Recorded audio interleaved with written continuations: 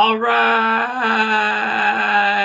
what's going on, guys? Trev back again, here to bring you another live stream. Let's see how we do, guys. Let's see if we can do a live stream. Oh, man. Let's see if anyone's around. So we got Jake Kennedy here a little early. Thanks for joining, Jake. And Microbe T, just let me know if you guys can hear me okay. We got Latte, Cheetle, how you doing, man? And yeah, who will survive? That's the question. Hey, Debbie, how you doing? Latte, thank you. Where do you hail from? That's a French E, isn't it? Are you in France? Just let me know where you guys are. Good stuff, man. So yeah, what's up, P-Dog? How you doing? R. Perez, how's it going? Trev will definitely survive, says John. Well, I hope so. I'd like to think I'll survive. Hey, Jack, how you doing, brother? That's good. So we'll start things off. We're gonna do, so it'll be Walking Dead, but we'll do the Bonzos. I'm the Urban Spaceman. Okay, you guys ready for this one? I'm the Urban Spaceman, baby. I've got speed. I've got everything I need. I'm the Urban Spaceman, baby. I can fly. I'm a supersonic guy. I don't need pleasure. I don't feel pain. If you were to knock me down, I just get up again. I'm the Urban Spaceman, baby. I'm making out. I'm all about. I wake up every morning with a smile upon my face. My natural exuberance spills out all over the place. I'm the Urban Spaceman. I'm intelligent and clean. Know what I mean. I'm the Urban Spaceman, as a lover second to none. It's a lot of fun. I never let my friends down. I've never made a boob. I'm a glossy magazine, an advert in the tube. Now here comes the key part, guys. I'm the Urban Spaceman, baby. Now here comes the twist. I don't exist. That's it. You sure did, Mike. You sure did, Mike. We're throwing some Bonzos in there. You don't know what it is, right? I don't exist. Well, thank you, Debbie. Absolutely. Check out the Bonzos if you guys never seen them. Really fun band, right? Look out, there's a monster coming. So back to Walking Dead. So who will survive to the very end of the Walking Dead series? Oh, man. So we did our death predictions for this final episode for the Walking Dead Season 10, guys. We just have, let's see, a couple weeks now. Today is the 20th, which gives us actually next Thursday, less than 2 weeks if you have AMC Premiere. Next Thursday, we'll see the premiere for episode 16 of The Walking Dead Season 10. So pretty excited for that. It's going to be good. That will be next Sunday, not the Sunday coming up, but the Sunday after. So 2 weeks from today, if you don't have AMC Premiere. So that'll be on. But so we did our death predictions for that episode. After that, we know the schedule, 6 episodes early 2021, and then another 24 after that to give us 30 episodes after this finale episode left of the series, and that'll be all she wrote for Walking Dead. The original series will come to an end. So who will survive to the very end of the series? So that's what we're going to be talking about in this video. Who's going to be alive at the very end? So, man. So, all right. So we made a list here of some of the key characters of who's alive right now, who's key, and who do we think will be alive at the very last episode of Walking Dead, man? I hope we can see some cool stuff for the ending. Like, I hope they could have Rick return for the final episode, maybe Michonne return for the final episode. I don't know, guys. Something like that could be really cool for the final episode of the series. So I hope that's what they have in mind. And then somehow the movies kind of connect with that in terms of chronology. We'll have to see how that works out. But so number one, who's going to survive to the end of the Walking Dead series? Number one right now, I'm going to go with Daryl. Yeah, I think that that Daryl is the most likely of everybody in The Walking Dead right now to be alive at the very end. I could see Rick being killed off in the movies at some point. I could see a death for Rick based on the comics. But I really think that also with the confirmation of the Daryl Carroll spinoff, that Daryl will most likely be alive at the very end of The Walking Dead. So I'll put him at number one as a series survivor. I think he's going to make it for certain until the absolute end. So who will survive 2020? The Grim Reaper. Well, I already did the death predictions video for this last episode. So that's in the channel right now. You can go watch that if you want to. But so we're going over who's going to be alive at the very end of the series or in the very last episode. So number one, I'll go with Daryl. Number two, we'll follow along with Carol as being alive in the last episode. You'd think that she would be because, they're doing a Daryl Carroll spinoff. It sort of does kind of spoil the fact that they're both going to live out so they can do a Daryl Carroll spinoff, unless they're lying, which they typically don't. They don't really do that a whole lot. So I'd expect for those top two to be, to be your key survivors at the end that are kind of a lock. Those are pretty much guaranteed. Now, other ones that are up in the air. So Rick. Okay, so Rick Grimes at the very end of the series. We may not even see the premiere of the movie before we see the end of the series. Like it may be to where we might see the movie premiere after the end of the series, because let's see, we have 31 episodes left, which is about 2 years. The Walking Dead movie, I take it, is probably all written and ready to go in terms of that. But in terms of shooting schedule, I would not be surprised, because it's kind of big budget, if we don't see the Rick movie film and premiere maybe close to the time when the series is ending or even after the end of the series. So just because of timing, I think that Rick will most likely survive out the series as well, too, the original TV series ending, and be in the movies. But I could see maybe in the last movie either a happy ending for him, or maybe he does die in the very end, but then some of the others survive from what he did, similar to what happened sort of in the comics. So I'll put him at number three. Number four, we'll go with Judith. I would think that the TV series version of Judith will end up being what they did in the comics with Carl. So I think that not only will she survive, but we'll probably see her in the spinoffs. We'll probably see her in the distant future. Maybe they could do like something in the Daryl Carroll spinoff or anthology where it's like way into the future, like a future storyline with Judith when she's grown up and she has a family, and it's way far in the future, like Walking Dead After or something, which is like way further ahead in the future when she's grown up and everybody's old and that whole thing. Maybe you have old man Daryl and he's like, can barely walk and stuff, and he's like in his 80s or something. I don't know, something like that. But I think Judith will also survive the whole series and be sort of our TV series universe version of Carl. Next, we'll go over RJ. So I actually had forgotten that RJ existed. And I think some of us were in denial that we thought that he did exist. So RJ exists, guys. So that's cool. So that one's confirmed. We can put those theories aside. That wasn't, they weren't going that direction. But yeah, so RJ's there. Will he survive to the very end? I tend to think so. I think you'd probably always have Judith and RJ alive. People got really mad with the whole Carl being killed off thing, so they'll probably take a safe route with this one and have the kids survive. So I think RJ will probably survive too, and Judith. Maggie is a good question. Let's let you guys chime in on this one. Hey, Rob, how you doing, man? RJ is really Negan's kid, says Jim. Yeah, that's nice. So what do you guys think? You guys think that Maggie will survive to the end of the Walking Dead series?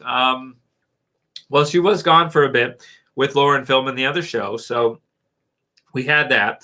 Oh man, will Maggie survive to the very end of the series? What do you guys think? Yeah. So Elijah's saying, yeah, he thinks Maggie will survive. Debbie's saying, yeah, Maggie's going to survive.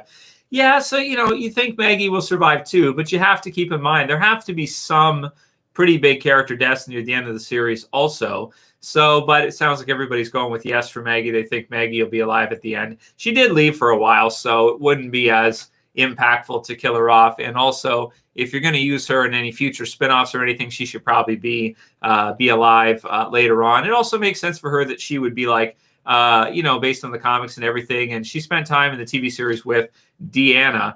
And kind of learn from her and that whole thing. So maybe she could be like a community leader in the future, and maybe that's where they're going with her. So yeah, I think you guys are right. I think Maggie will survive. All right, what do you guys think for Michonne? Do you think Michonne will be alive at the very end of the show?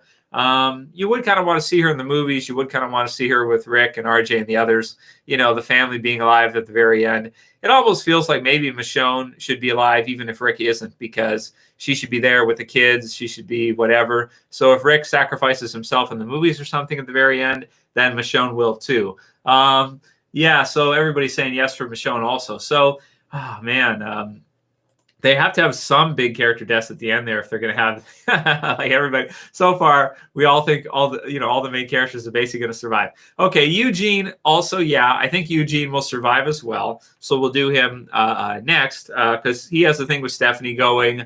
He'll probably live to the very end, and maybe Rosita will be killed off instead of Eugene. Eugene will still be there.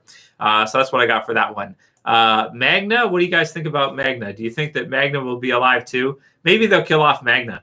Maybe that's what it is. Josh thinks that Rosita will survive to the very end of the series. Well, she is cast in Selena, right? Which is it Netflix or a movie? Something like that. So that's something for her to do. So maybe she'll leave or something, or well, there's been shut down all this stuff anyway. So we'll see for her. So maybe Rosita will survive. I think Rosita will probably be killed off by the end of the series. Actually, I think that could be one because we have to have some. We can't have everybody survive. We have to have some.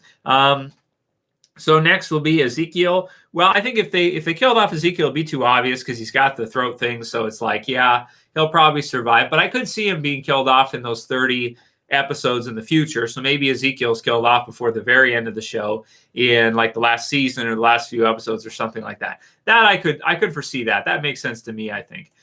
Jerry, I guess he'd be kind of similar with Ezekiel. I'd like to see Jerry live to the end, but yeah, not sure. And then Negan is another one that people brought up. So you guys know I want to see Negan survive, but a lot of people are they're saying that, well, maybe Negan will be killed off by the end. See, so Tasha's saying, do you think Negan will die or not at the very end in the last few episodes? Maybe he will. I think a lot of people were saying that right away. They think Negan will be killed off because they did say that, like, they don't think that he'd be used in many of the spinoffs. I could see something in Anthology, though. Maybe they do like a future thing with Negan and Judith or something. I'd like to see Negan survive, but it wouldn't surprise me too much if he was killed off in the very end. So most people are saying no for Negan. They don't think he'll be killed off. Who else we got? We got Connie. Yeah. So Connie's kind of got like a start of a relationship maybe going with Daryl, like a start to one. I think Connie will probably be killed off. Yeah, I think so before the end of the series. Probably not right now, but maybe like next season or something like that before the end. Or maybe her and Daryl just go their separate ways or whatever, something like that. Well, apparently the spinoff is supposed to be a Carol and Daryl spinoff, which doesn't mean they're going to be in a relationship together, but they're like friends or whatever. I think Norman Reedus has said that he thinks they should always be friends. He doesn't think they should ever be romantically involved together. So Connie maybe by the end of the season, or maybe if she does survive, she could be in the Daryl Carol spinoff. But I don't know about that, guys. You think that you think she will? Lydia, yeah. Josh Garcia brings up Lydia. Yeah, I think Lydia probably will be killed off before the end of the show. That's probably true. And who else we got? There's like Luke, which a lot of us think he might not even survive the finale episode here. Which and then Gabriel, also same thing. A lot of us don't think he'll survive this finale. Definitely Beta will be killed off by the end of the series, I think. Oh, right. Elijah brings up Princess. That's a good.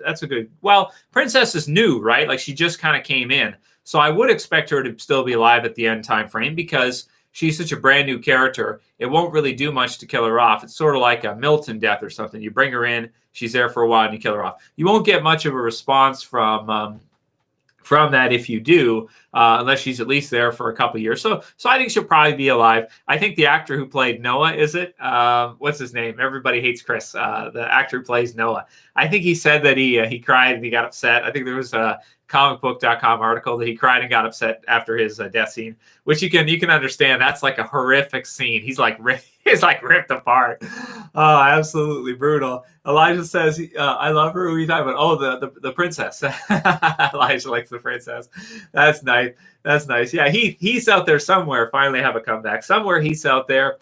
He might already be dead. We might just not see him ever again in Walking Dead, and that could be it. But some people are calling for him to be in the movies. So we can see about that. We can see if Heath is in the movies.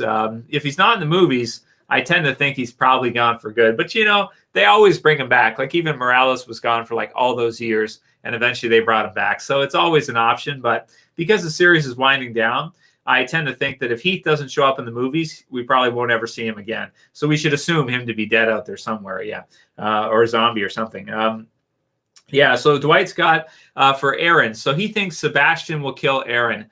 Yeah, I think that makes a lot of sense for a prediction. Like Aaron will get Rick's death and at the end of the show, and that will be like the equivalent for the TV series. So yeah, I thought that makes sense for a while now that you have Aaron be killed off at the very end of the Walking Dead series, like in the last few episodes, right at the end, something like that, and then the others kind of survive.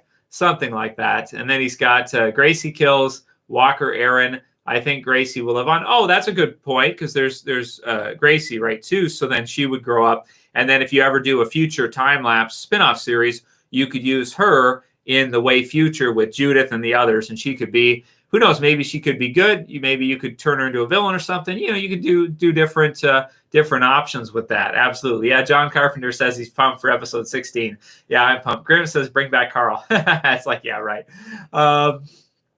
The past is dead, man. Haven't you seen it? There's the fear promo with Morgan. It says the past is dead. Haven't you seen that one? There's some pretty cool fear promos with Morgan. He's got like he's got the staff. It's all like the pointy end and then the regular end. He's got the beard. He's got the old man Morgan look. He's got the red eyes. So his eyes have changed. And he kind of looks like a vagabond. Like he's out there. He's like, he's Master Splinter. He's out there. He's got like, he's like half lunched over. he's probably killing walkers. But I think there's one trailer where the walkers are just avoiding him because they think he's already dead.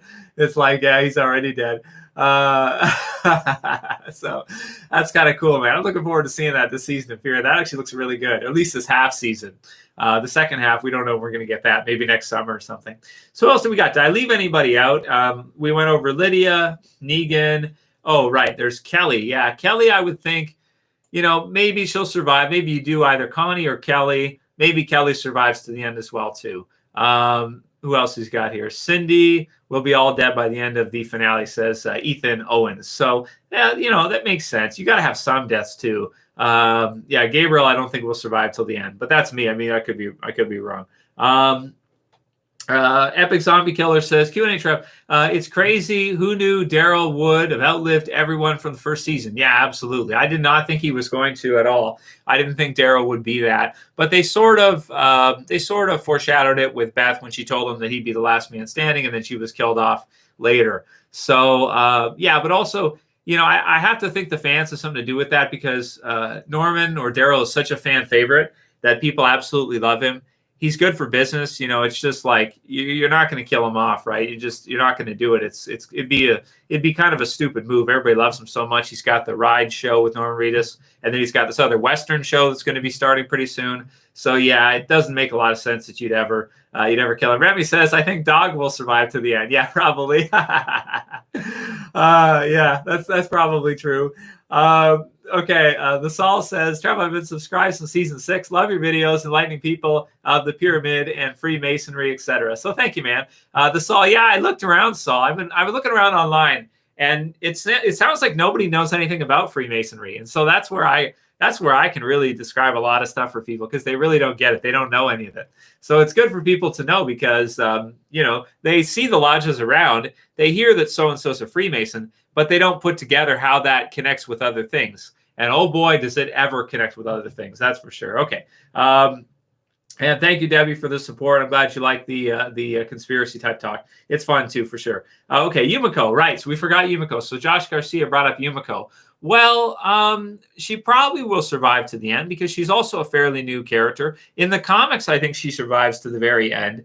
But I'd like to see maybe you have Yumiko survive and you kill off Magna, because so far the TV series version of Magna, I think everybody doesn't really like. In the comics we did, but whatever it is about the TV series version of her, whether it's because she's rude to Yumiko or whatever, I feel like Yumiko is more over than Magna. People don't like Magna, but people do like Yumiko. So that's something. So maybe they kill off Magna before the end of the series and Yumiko survives on further. It's just different. Like with the TV series version, you just get a different feel. It's not the actor or the actress that's responsible for that. Sometimes it could just be the character. It could just be what happens with them, and that can be just how it goes. Like Carol's an example of one that was in the comics not a great character, TV series, amazing character.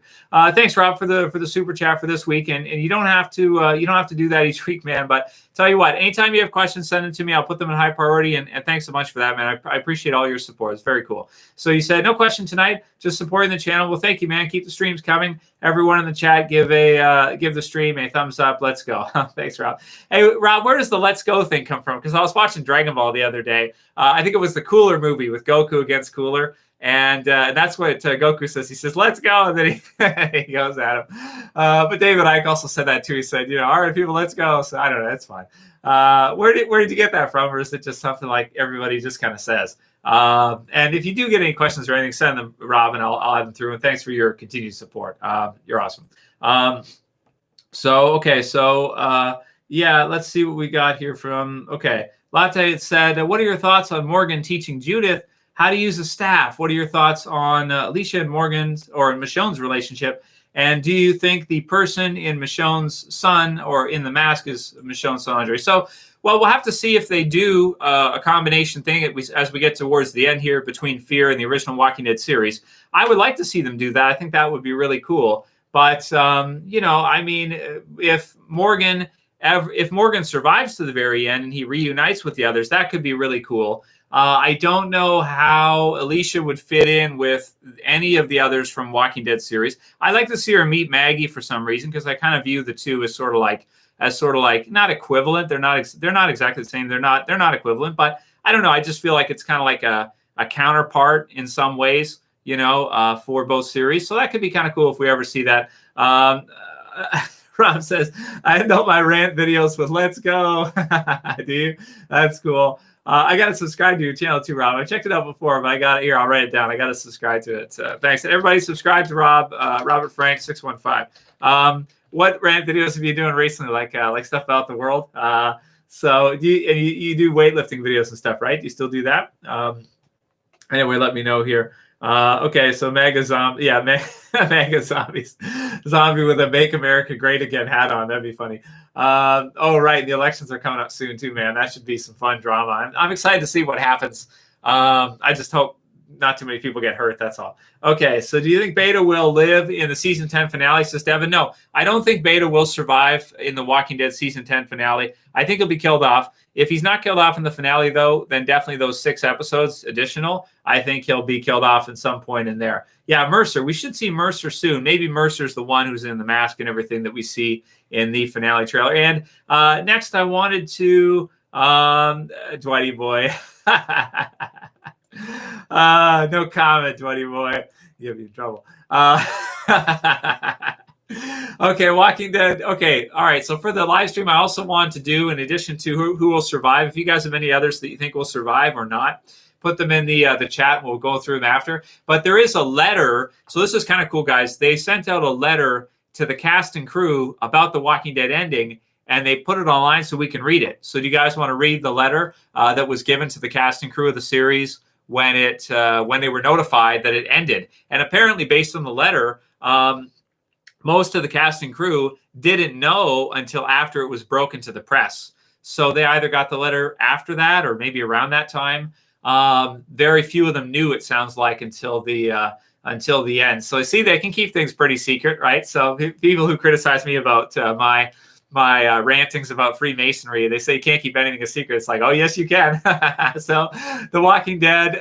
So the letter sent to the cast and crew about The Walking Dead ending. So it says, "The Walking Dead is ending after its 11th season. The news broke on Wednesday morning, informing fans of the long-running zombie series that after a 24-episode final season, this story will continue with spin-offs but the show will, which they have come to know for the years, will be wrapped up.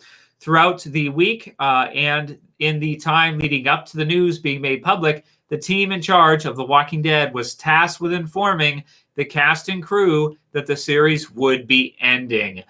Some members of the production learned the news weeks ago as new deals for spin-offs were being put into place. Some learned of the news as late as Tuesday afternoon. So I think that was probably after it had hit press already, or like the day before, like within like a day or two of it hitting the press.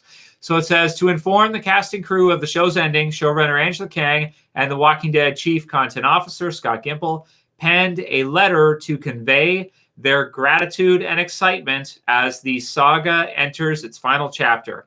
The letter came with the news of Daryl and Carol's spin-off series and the additional Tales of the Walking Dead anthology series, which will be launching in the years coming up, or be afterwards. Okay, so we got a copy of the letter. So here's the letter sent to more than 300 members of The Walking Dead's cast and crew, and we can read it. So it says, The Walking Dead family, as you may have seen in the press, we've come to a very big moment. After our next supersized season that will span a couple years, The Walking Dead will be coming to an end. For all of us, especially those who have been a part of this show for the better part of a decade, this is a seismic announcement. Just to break it down, Season 11 will be the final extended season of The Walking Dead, running 24 episodes, probably shooting until early 2022. Quote, in brackets, we say probably, being optimistic, but recognizing current production pandemic uncertainties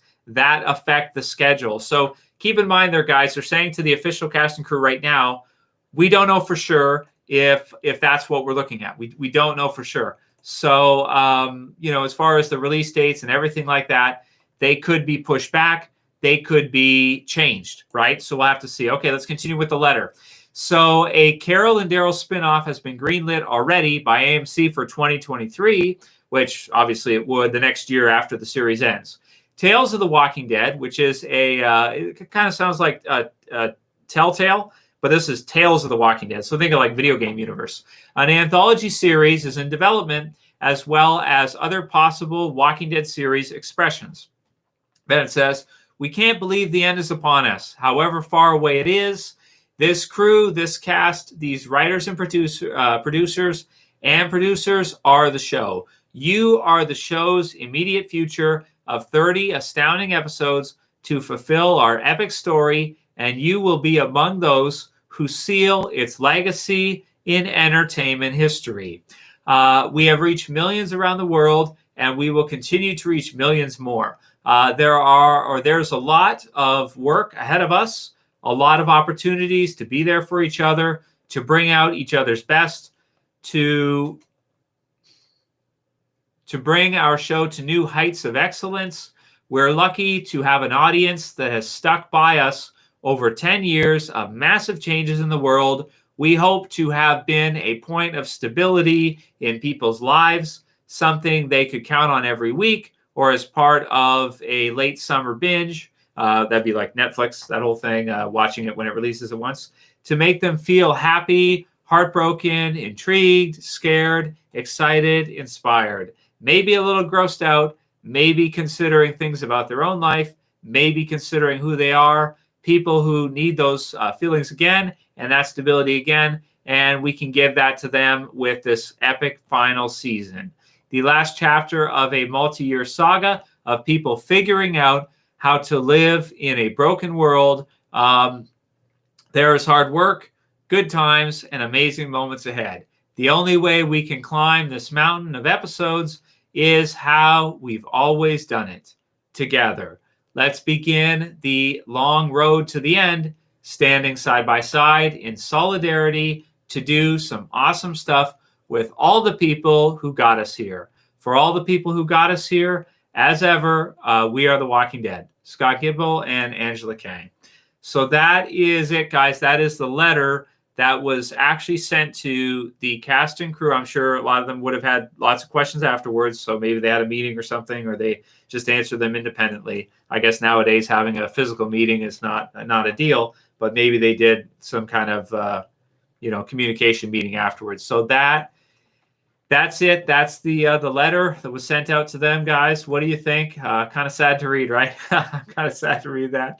Oh man, so that's what they got. That's what they sent out. I do kind of feel sorry for anybody who would have got the letter after it would have been in the news, like it was in the news first, and so we found out about it, and then they who actually created The Walking Dead didn't find out about it or they found out about it through the press, and then after got the message. I guess that probably did happen with at least a few of them. But man, that's kind of sad, dudes, right? That's kind of sad. Okay, what did you guys say about that? Oh, man. Okay. Yeah, I'm just checking your guys' comments here to see what you said. Elijah says, Glenn Reed was taken in crying face. No, crying face web soak. Sorry, guys, to make some of you cry there. I'm sorry. I didn't mean to make anybody cry. Yeah. Oh, man, it's sad, right? Rob said, Grim, that's the greatest horror movie of all time. Which one's the greatest horror movie of all time? Let me see what Grim said here. Let's see. Where's Grim? Yeah, here. Oh, man. Yeah, that's what we got. Rob says, I end all my rant videos, so let's go. Yeah, that's cool. Oh, good stuff, man. So that's it. So, but we still have 2 years left. And who knows, guys, even with if you go along with some predictions, maybe some people are predicting more lockdowns in the future. So we'll see if they're right, if they're wrong. I hope we don't see any more lockdowns. But if we did, especially in the States and in Cali and places like that, LA especially, and for Georgia, I think, right, where a lot of The Walking Dead is managed through is Atlanta, wherever their headquarters are, dead quarters, AMC dead quarters. If different places are locked down or shut down again in terms of hotspots, that will push back the seasons. So the schedule we have now is based on assuming that everything kind of goes back to normal and continues, which it kind of has somewhat, right? But don't be too surprised if it gets pushed back further. But yeah, that's what a tough year, man. I feel sorry for anybody who is of those 300 people or however many people who got that letter. What a tough year for them, man. So first, you go through all the stuff that we've been through, right? And then after that, you find out, oh yeah, even though we said we were going to do like 20 seasons of Walking Dead or whatever, no, we're ending it. Here's the letter, and we'll see about a spinoff afterwards. Nothing's guaranteed. It's like, oh man, what a tough year. Yeah, boy told him, look at the flowers, right? Oh man, no, they didn't put that in the letter. That would have been trolling the cast and crew, man. Can you imagine at the very end? What a jerk boss if you would have put that in, like, yeah, okay, look, now it's your turn. Look at the flowers or something. Wow. Fred Wick says, I'll always remember where I was and what I was doing when Trev read Gimple's letter. Most dramatic thing I've listened to since 9/11. This is Fred. Oh man, yeah, it's tough, right? Hey Heather, how you doing? We were just reading the letter, Heather, that was sent out to the cast and crew for The Walking Dead with the information about it ending. Man, yeah, okay, all right. So I did. Henry says that even after all this time, Shane is still in my top 5 favorite characters. Oh, that's cool, man. Yeah, Shane is one of the all-time best of Walking Dead. He hasn't been in the series for a long time, but I like that they brought him back in season 9 at least to see Rick. That was pretty cool. Wow, it looks like I killed the stream by reading the ending letter, eh? Sorry, guys. It was sad, man, but now everybody's like, I don't want to talk anymore. I'm just going to go cry. It's like, oh man, rough, right? So did you guys see they're doing some kind of Walking Dead Twitch thing on Sunday nights now? Some kind of Twitch live thing. I don't know. I didn't look into it too much. Walking Dead Universe Twitch thing. They're doing some kind of live stuff.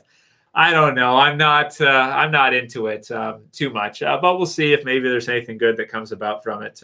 We'll see. They're going to do an after show and stuff like this anyway. Well, are they going to do you guys know if they're going to do Talking Dead this year after the episodes, or are they canceling that? Or are they still going to do that from a distance, or are they just deciding they're not going to do that at all? Anybody know the deal with Talking Dead? Have they heard anything? Because I haven't heard anything about whether they're doing that or not, or what's happening with Talking Dead at all. So, yeah, almost 20 seasons of both series total. Marcus, that's true. Marcus is true, right? If you add 12, which is really what the Walking Dead original series will end at. It's 12 season, even though they're counting as 11, but it's really 12. 12 seasons of that, about 6 or 7 seasons of Fear, and then the 2 seasons of World Beyond. That is over 20 seasons of a series as a whole, if you count the Fear and the spinoff as part of that. And then we'll get even more than that. So it's pretty sweet, man. That's absolutely. So anybody have any idea for Talking Dead? DJ White says Talking Dead can be for a few years. That's a good question too. Will Talking Dead end when The Walking Dead ends, right? So when The Walking Dead has its final episode, will Chris Hardwick will he be done right after it's done? He can probably do other stuff. He can just do other nerd news and stuff like that after that. But maybe they will. Maybe they'll finish Talking Dead after that. I'm not sure. What do you guys think? Do you think Talking Dead will still be on after The Walking Dead ends? What do you think? Hey Blitz, how you doing, man? So Debbie says New World Order. So what do you guys think about Talking Dead? Would you watch it? Now I think they did Talking Dead for Fear for a few years. But eventually they kind of moved away from that. They stopped doing Talking Dead with Fear. So I wonder if they're going to continue to do it, maybe for finales and premieres, stuff like that. Maybe it'll be done after The Walking Dead is done and they'll decide not to do it anymore. I guess it also depends how many people watch it. And maybe if it gets shit canned, if it's less than like 500,000 people or less than 300,000 viewers per episode of Talking Dead, maybe they'll cancel it. We'll see. Elijah said, made me sad when Glenn and Carl died on Talking Dead. Yeah. Well, I didn't think it was, it was good. Me and Chris Hardwick may not always see eye to eye, but, I think he does a good job. And, I liked seeing Talking Dead for the years that it was on. I thought it was fun. Sometimes it could add clarification, like when there was the Madison death and Fear, and we were all like, what happened there? They sort of explained it in Talking Dead because it wasn't obvious after whether or not she actually had died for certain, or if she was able to somehow get out of there, or maybe just us being in denial. Like, did you guys just kill Madison, right? So what'd you do? So Talking Dead is good to have sometimes where they can just clarify, yes, she's dead. Okay, so you guys know. You don't need to worry about it. Yeah, she's dead. So, it's good for that, and it's good to see them sometimes. I don't know if they're going to do that on Twitch now. I've looked into doing some stuff on Twitch, but I never went for it because I'm here on YouTube with you guys. But so there's that. Maybe Talking Dead will be online, says Elijah. Yeah, that's true. Maybe it will be online, or maybe they'll have some kind of thing like that. Maybe that's what the Walking Dead universe deal is, that they're doing via Twitch. So I don't know if that's true. Something like that. So we'll see. Yeah, saddest death of the entire show. Dwighty Boy says that Tyrese's death is the saddest death of the show. Well, it was a pretty sad one, that's for sure. I'll go with Lori or Carl or some of those. Those ones were really sad for me. Okay, and Morales is the worst guy. This is the saddest death ever. Forget Carl. What about Morales? So, okay, let's see what we got. Oh, Emily says, do you guys remember when Chris Hardwick got Me Too'd? Yeah, I tried to stay out of it. I didn't say anything personally because, that's personal stuff. And, over the years, relationships are tough, man. Stuff happens. People break up, whatever. Things happen. But he totally got Me Too'd. That sucks, man. Whatever. I try to be nice. I try to be respectful. I don't have any problem with the guy. He sounds like a pretty nice guy. But it's a character he plays on TV, to be clear. That's a character. That's not a person. So you got to know the difference between a character and a person. So, but yeah, they were wondering when that happened if I was wondering if they were going to cancel Talking Dead entirely, or have, what's the vet lady's name? The lady who fills in sometimes for him, have her do it. But I don't like it when she does it as much as when Chris Hardwick does it. I think he does a better job than she does personally. But yeah. DJ White says, "Hey Trev, you're awesome with Walking Dead Universe." So thank you, man, DJ. I try my best, as best as I can do online here with you guys. It's been a lot of fun these 11 years. So that's cool. And yeah, it's been good stuff. Jeff Schroeder said the saddest death was Beth's death. Beth's death was really sad. I got to admit, that was very sad. That was a sad death. Especially when Daryl's kind of carrying her out. That was very sad. I hope he won't have to do something similar with Lydia, like Lydia gets killed and he has to kind of do it again. Then he'll be really depressed and he'll be like, F this, I'm going to go live in the woods or something. Yeah, like that would make sense. Like if you want to have Daryl leave, kill Lydia off and have him carry her out, and then afterwards have him just shut down and go off on his own in the woods somewhere and just leave. That would make a lot of sense, I think, for sure. So yeah, Emily says that Noah's death was the most savage. It was brutal, dude. He got ripped, absolutely ripped into a million pieces. I'd like to see some more deaths like that in the future. Not that it's easy for the cast and crew to kind of work that out, but just to keep people afraid of the zombies sometimes, have somebody be like just absolutely ripped apart. Oh man, cool stuff. Maybe Beta could be ripped apart by like two groups of zombies or something. Like they get him eventually, and it's just a big mess or something. That'd be cool. Yeah, everybody ate Chris, says Johnny. Yeah. Yeah, absolutely. That's for sure. Okay, Carlos, I did prep a few comments from this week from the videos for you guys. Carlos Santana had told me after I had asked in the video, he said, Trev, the Spoiling the Dead fans closed down on June 1st this year.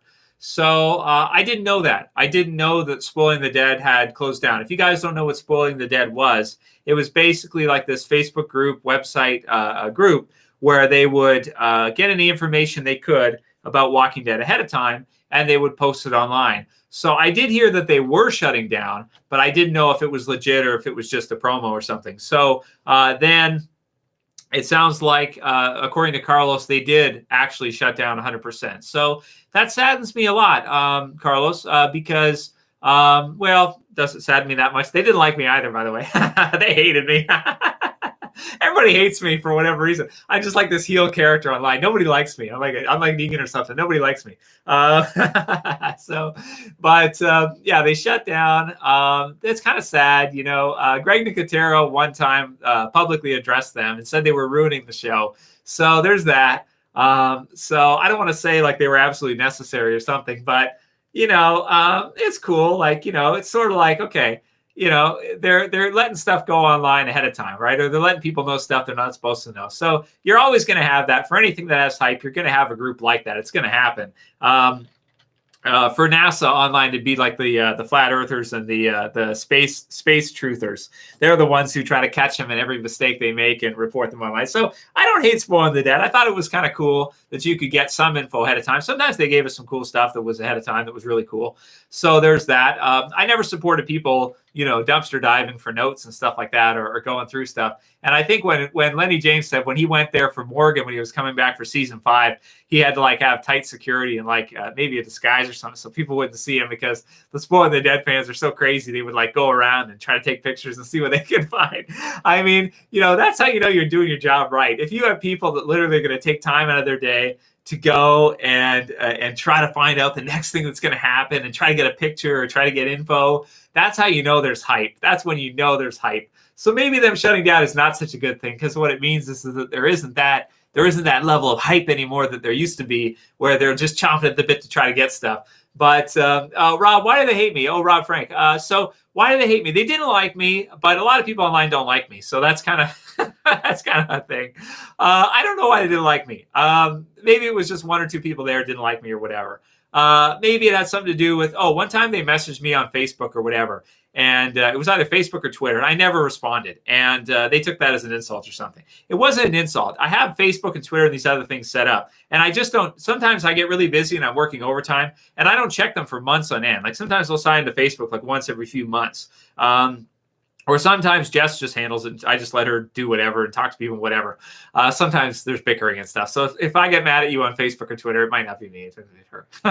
So anyway, but they got mad at me for either not responding to them, or I don't know, something I did in videos or something I said over time. I don't know. I say a lot of stuff. So inevitably people hate me because I say so much stuff. I've always thought that Kirkman hated me.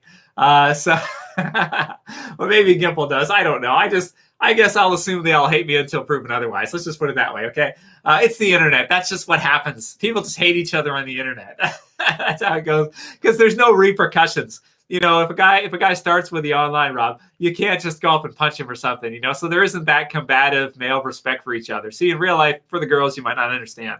For guys, we have this combative respect, understanding of each other, sort of, in sometimes. So we might not like a guy, but if he's in gym class and we kind of see him, whatever, we rough him up a little bit, he roughs us back, we get like this combative understanding of one another. Like we work out this combative. So if guys get in a fight, for example, so two guys in gym class, let's say they get in a fight in the locker room.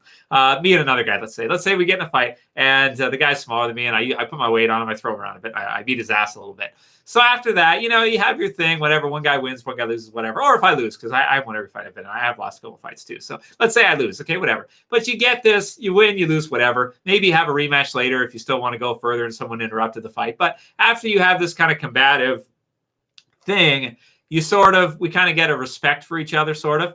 And on the internet with guys, you can't really get that because it's distance. So you don't have that physical kind of combative back and forth relationship that males will get in similarly to what you would get in a gym class, let's say in phys ed or something, like in high school or something. Yeah, Debbie says, don't leave us, Trev. Well, I'm not going anywhere just yet. I'm not looking at that right now. I love doing this with you guys. It's too much fun. And so absolutely want to do it as long as I have time. Now, I may not always be able to get time to do it. With the live streams, I may not always be here every week, but I try my best to try to be here with you guys. So Dwight says that I hope Lydia doesn't die. I really like her. So yeah, I hear that. She's a tragic character. Her dad was killed. Her mom was a psycho. so and then she's had to leave her group because they were psychos to join another group, and then they hate her too. So sometimes I feel like Lydia on the internet. That's a good way to put it. So that's kind of what it is, right? Is like, she's got a tragic life. So yeah, that's true. That would be really tragic if she is killed off, because she's kind of she's not a villain character. She wasn't going along with the Whispers really. Even her mom, she wasn't like totally on her mom's side, as a lot of kids would be, even though her mom's crazy. So yeah, man, it would be sad if Lydia's killed off in the end. Maybe she'll survive. Maybe you got a point there. She is a tragic character, so she's like a Batman Bruce Wayne character, not Robert Pattinson Batman Bruce Wayne. Let's say like Michael Keaton Batman Bruce Wayne, or like the kid from Gotham, or like the comic Batman. You get what I'm saying, right? So Lydia's right hook is epic, says D-Cell. Yeah, that's true. So yeah, that's cool. Stephen Buglio says, hey Trev, do you think Daryl and Kara will end up taking care of Lydia, or do you think she will be grown up enough by now to take care of herself? Yeah, that's true. I kind of feel like for Lydia, Daryl could be a guardian, like a foster parent or something. Not a foster parent, but he could be a surrogate dad, or like a guardian for her because she doesn't have one.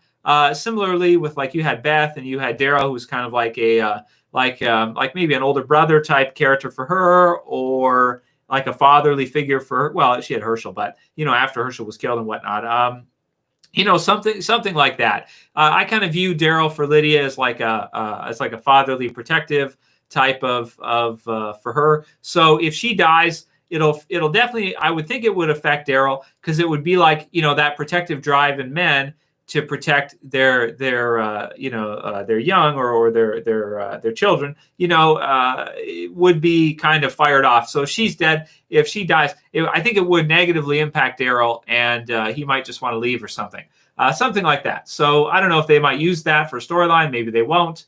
Something along those lines. But yeah, so that's what I got for that. So Tori does think Lydia will be killed off. Yeah, well, that's what I said at first too. Now you guys are talking me out of it. It's like, well, someone's got to be killed off before the end of the series. Carol, look at the flowers, says, I didn't know about spoiling dead. Well, they were more big around like season 4, season 5, season 6, season 7, when Walking Dead was at its absolute peak, and people were just dying to know what was going to happen next. So around season 4 to around 7, that's when they were like when people were really into finding out what was going to happen. They were so buzzed for Walking Dead that they just wanted to know what was going to happen next. And nowadays, that's not really a deal anymore because the series is running so long. Inevitably, I knew that was going to happen ahead of time anyway. Not that they would shut down, but that people wouldn't be as buzzed to find out what was going to happen next as they used to be. And that's just the nature of things. The series has been running a long time. Sort of like if you did one for Stranger Things. You could do one for Stranger Things now, and that would probably, a lot of people would be interested in that to find out what's going to happen next, because it's a popular hit series and everything. So yeah, so that's kind of my thoughts on that. So I don't dislike those guys. I'm happy for what they did. Everything was cool. It's all good. It's good stuff. So yeah. Okay, so Dr. Death says, my best guess is we'll see the movie maybe next Christmas. So they'd have to start filming soon if it was going to be ready for next Christmas. Maybe the Christmas after. So maybe it'll be after the Walking Dead series ends. A few months later, we see the Rick movie. That would be hot because then you'd have the ending of Walking Dead. People would be hyped for that. And then you'd see the movie right after, and people would be hyped for that too. They'd be like, oh, I want to see that. Username had said that, Trev, look on the bright side. At least the show isn't going to start getting milked again by having 10 more seasons of fighting bad guys. Better go out strong instead of becoming a mockery of itself, says Username. Well, it's had a long run. It's been amazing. So I've enjoyed it, very much over the years. And I'm not too down or depressed, Username. We all knew eventually that was going to happen. I like that AMC is trying things. They're going to try a Twitch channel. They're going to try to do more online stuff like I do. That's cool. Sometimes I make suggestions to them. They don't answer me, but what they do is they take I think they take the suggestions and they use them sometimes, but they don't respond. So like they've got the Walking Dead channel now, which was kind of dormant before. And I told them, you guys should use your Walking Dead channel more to pump it online and do more promotionary stuff online. So I think they hired someone internally. Now, maybe they just did this anyway. It had nothing to do with the message I sent them a couple times, but I did before they did that. And then they started to kind of have someone at AMC to put videos out online. Where I did have a problem when they were copying me with the videos, though. That I didn't like, because that's kind of like, I'm trying to do my thing. I'm trying to support you guys. You guys are doing your shows, whatever's cool. And so I'm happy if I can help them, whatever, but don't copy exactly what I do right after. Like I do one video, the next day they do the same video. That's not cool. That's being, kind of plagiarizing, but I mean, it's their property. They can do what they want. But this is like a fan channel. But I still, in terms of ethics, I say that's not really cool. So anyway, they kind of stopped doing that. They're doing their thing. They post a lot of older clips, like stuff for Maggie, stuff for the others. So I think that's good. They need to improve their online presence more with AMC. We'll see if this Twitch channel is anything good. I'm happy they did the Talking Dead from Home stuff. I thought that was really good. Nice job from them. I probably won't have anything ever to do with it because I love to do also conspiracy stuff as well too. And that's a big time no-no. They don't like any of that crap. They don't like any of that stuff. It's kind of taboo in the industry. The deal is that, like what I told you guys about Freemasonry, that's taboo for me to tell you that. You might not even listen to what I even say. You probably brush it off. Believe me, it's not something to be brushed off. It's something taken very seriously. And to people in the industry that are Masons, if you do that, they'll have nothing to do with you ever. So that's kind of the way it goes. And you'd be shocked and surprised how many people, high up there in entertainment, military, different industries that seemingly have nothing to do with each other are actually Freemasons. So a lot of them are, and it's kind of, they're completely, totally overrepresented in the higher echelons of our society. Completely, it's insane. So when you look at it, your mind will be blown out your ears. You'll be like, "What? That doesn't? How could everyone not know this?" And the reason why is because it's kept under wraps, 100%. Dan's review said, "So sad about the Walking Dead ending news." So yeah, it is sad for sure, but it was going to end sometime. It was going to end at some point. 12 years is pretty good, and the movie will be after that. You might still have Fear on after that. That'd be like probably like season 8, season 9 of Fear, somewhere around that time if they're still doing it. So imagine Fear gets season 10. It's possible. We shouldn't rule it out. It is possible. So we'll see, right? We'll see what happens with that. Okay, so yeah.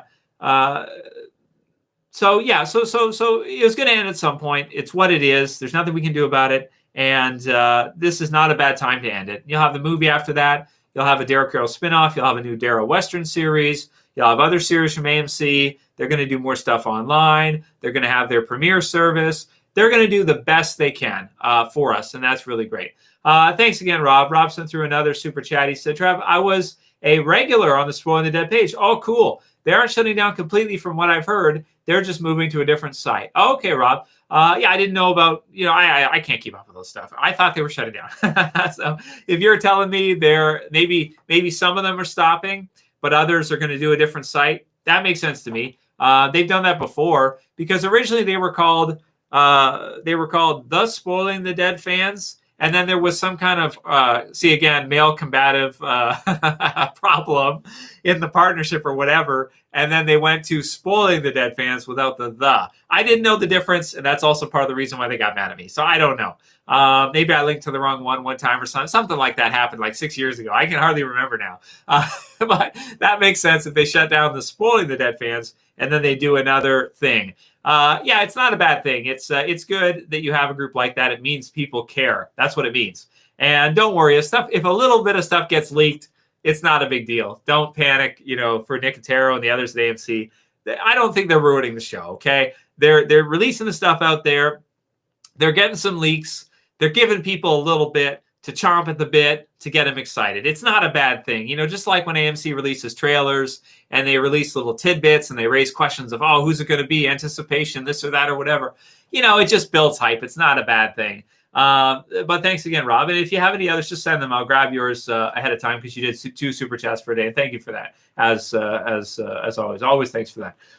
Somebody asked a question about Masons. Let's see, where do we get that there? I love talking about the Masons. I've got like 10 or 20 that subscribe to the channel. I keep track of them. As they tell me they're Masons, I write them down. I say, okay, we got 10 now. We got 20 now. So it's like insider. There's an insider. Well, you're not supposed to be watching. No. What are you doing here? You're snooping. You and your one eye of providence. You're snooping. What are you doing? Okay. So snoopers, royal snoopers. I got some Royal Society snoopers. What do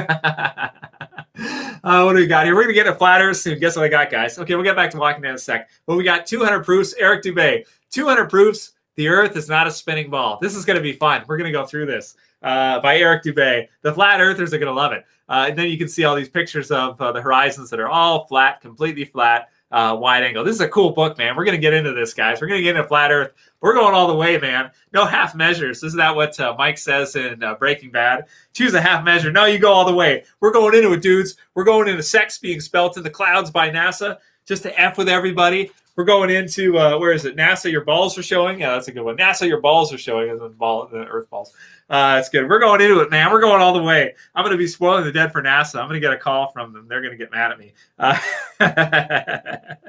So anyway, we're going to go full flat earth soon. Okay, guys, we're going to go into it. I got that ready. I got the protocols ready. I got the parts and the protocols that are numbered. The parts, protocol 4.3, 14.1, 16.1, 17.5, 23.5. We're going into it, man. We're going all the way. Let's hope we don't get in trouble. So I got those ready. Open Conspiracy, H.G. Wells. I went through this too. Pretty cool. And then we got H.G. Wells, The New World Order. This one was written in 1928. And this one, H.G. Wells, The New World Order, was written in 1940. Was released in 1940. So 80 years ago. And then this one almost 100 years ago, which is cool. So we're going into it, man. We're taking them to task. We're finding out what's going on. So I don't know. This one might be complete bogus. I don't know. I'm gonna look into it. It's gonna be fun. Anyway, where are we at, guys? So okay, back to Walking Dead stuff. So people don't get mad at me and rage quit. Okay, at the prison, somebody says, I'm late, bummer, says Laura. Welcome, Laura. It's okay. You can be here. It's all good. We're having fun. We're having a good time. Okay. Ryan, don't try to get me again with the thing, okay? I know your friend's name is Nick, and then the last name is Gurr. Okay, I know about that, all right? You guys got me with that a year ago last time. You're not going to get me with that again. Hey, Daryl, how you doing, man? Hey, you got any new cool trailers for us? I think there's some Fear trailers out that you uploaded, right? I saw one of them recommended. One of them, the Morgan one, where he's got the staff and he's got the thing and everything. That looks really cool. So, yeah, Morales spinoff, right? Yeah, you guys know I love that. Do an anthology episode of Morales, what happened between when he left from Rick and Shane and when he arrived as the savior. Do a Morales spinoff. They won't do that. They can do it online. I'd watch it online. That's something to do online. That'd be fine. I think it could happen. Comrade says hi from India. Hey, brother. How you doing, man? Thanks for watching all the way from India. How you guys doing with the COVID? Let me know what's going on. Here comes the Morales spinoff. Yeah. Yeah. Okay. What do we got here? I lost the Freemason question. Okay. Trav, what are the advantages of being a Mason, says Lean? You get to manage the rest of us. That's what you get to do. So if you're a Mason, you get to join the club of what George Carlin said. You guys know who George Carlin is? So George Carlin is my favorite comedian of all time. and he's got a bit that he did where he was on stage and he said, you have owners. They own you. They own everything. It's a big club, and you ain't in it. You and I are not in the big club. Okay, so what was George Carlin talking about as the big club? Because he knows, because there's another stand-up that he did where he says, drink up Shriners. And what are Shriners? Anyone know what Shriners are? They're like a section of Freemasonry. Shriners, they're called. So George Carlin knows exactly what he was talking about. In the joke, he was kind of revealing that we have a big club. And part of Hollywood is part of the big club. Military, big oil, music, a lot of these other things are part of the big club. So when George Carlin did the joke and he said there's a big club and you ain't in it, you and I are not in the big club, he's basically talking about Freemasonry. It's a big club. And what do? Well, they're part of the pyramid to manage the rest of us. That's what they do. But a lot of the lower level Masons just get drunk during their meetings every so often when they have their meetings. So that's a lot of what they do. But they do a lot of other stuff too, which is pretty cool. Like I'll give you one. Most likely Blink-182. You guys know Blink-182. Tom DeLonge is doing the alien stuff now. He's most likely a Freemason. He had Freemasonic compass and square on his guitar. He's been asked a couple of times if he's a Freemason. When he does, he's very standoffish. He says, we don't talk about that. So instead of saying no, he says, we don't talk about it. Like, don't fucking ask me that because we don't talk about that. So that's a good way. You want to know somebody's a Freemason? Ask them. See what they do. If they shut up right away. So one of the guys in the Flat Earth community came to my channel. He started messaging me for Flat Earth Society. His name sounds military. Let's put it that way. His last name sounds military. And he starts messaging me like, oh, you're just finding out about Flat Earth now? How you doing, man? It's like, welcome to the club. You want to join the society? I'm like, so I asked him some questions about Freemasonry. Guess what he did? He ghosted me. He never said another thing. He was talking to me. He was talking to me in chat about Flat Earth, all this stuff. I started asking him about Albert Pike, specifics about Freemasonry, this whole thing, and he ghosts me. So what does that mean? Well, maybe it means nothing. Maybe it doesn't mean anything. But maybe it means he's a Mason. And once you bring in Freemasonry, zip, they don't say anything. So you can tell sometimes by what people do say. You can also tell sometimes by what they don't say. So that's one where they don't say. They hush. They shh right away. Shh, tell no secrets, right? Absolutely. Yeah, you get the shakes with me, Melodies. Yeah. No, that's after. Okay, so there's 66 degrees in the pyramid. So the first 33 are Freemasonry. And then after that, that's where, Bill Gates, when he says that he thinks 33,365,000 and then some other number could die from a pandemic before this all happened.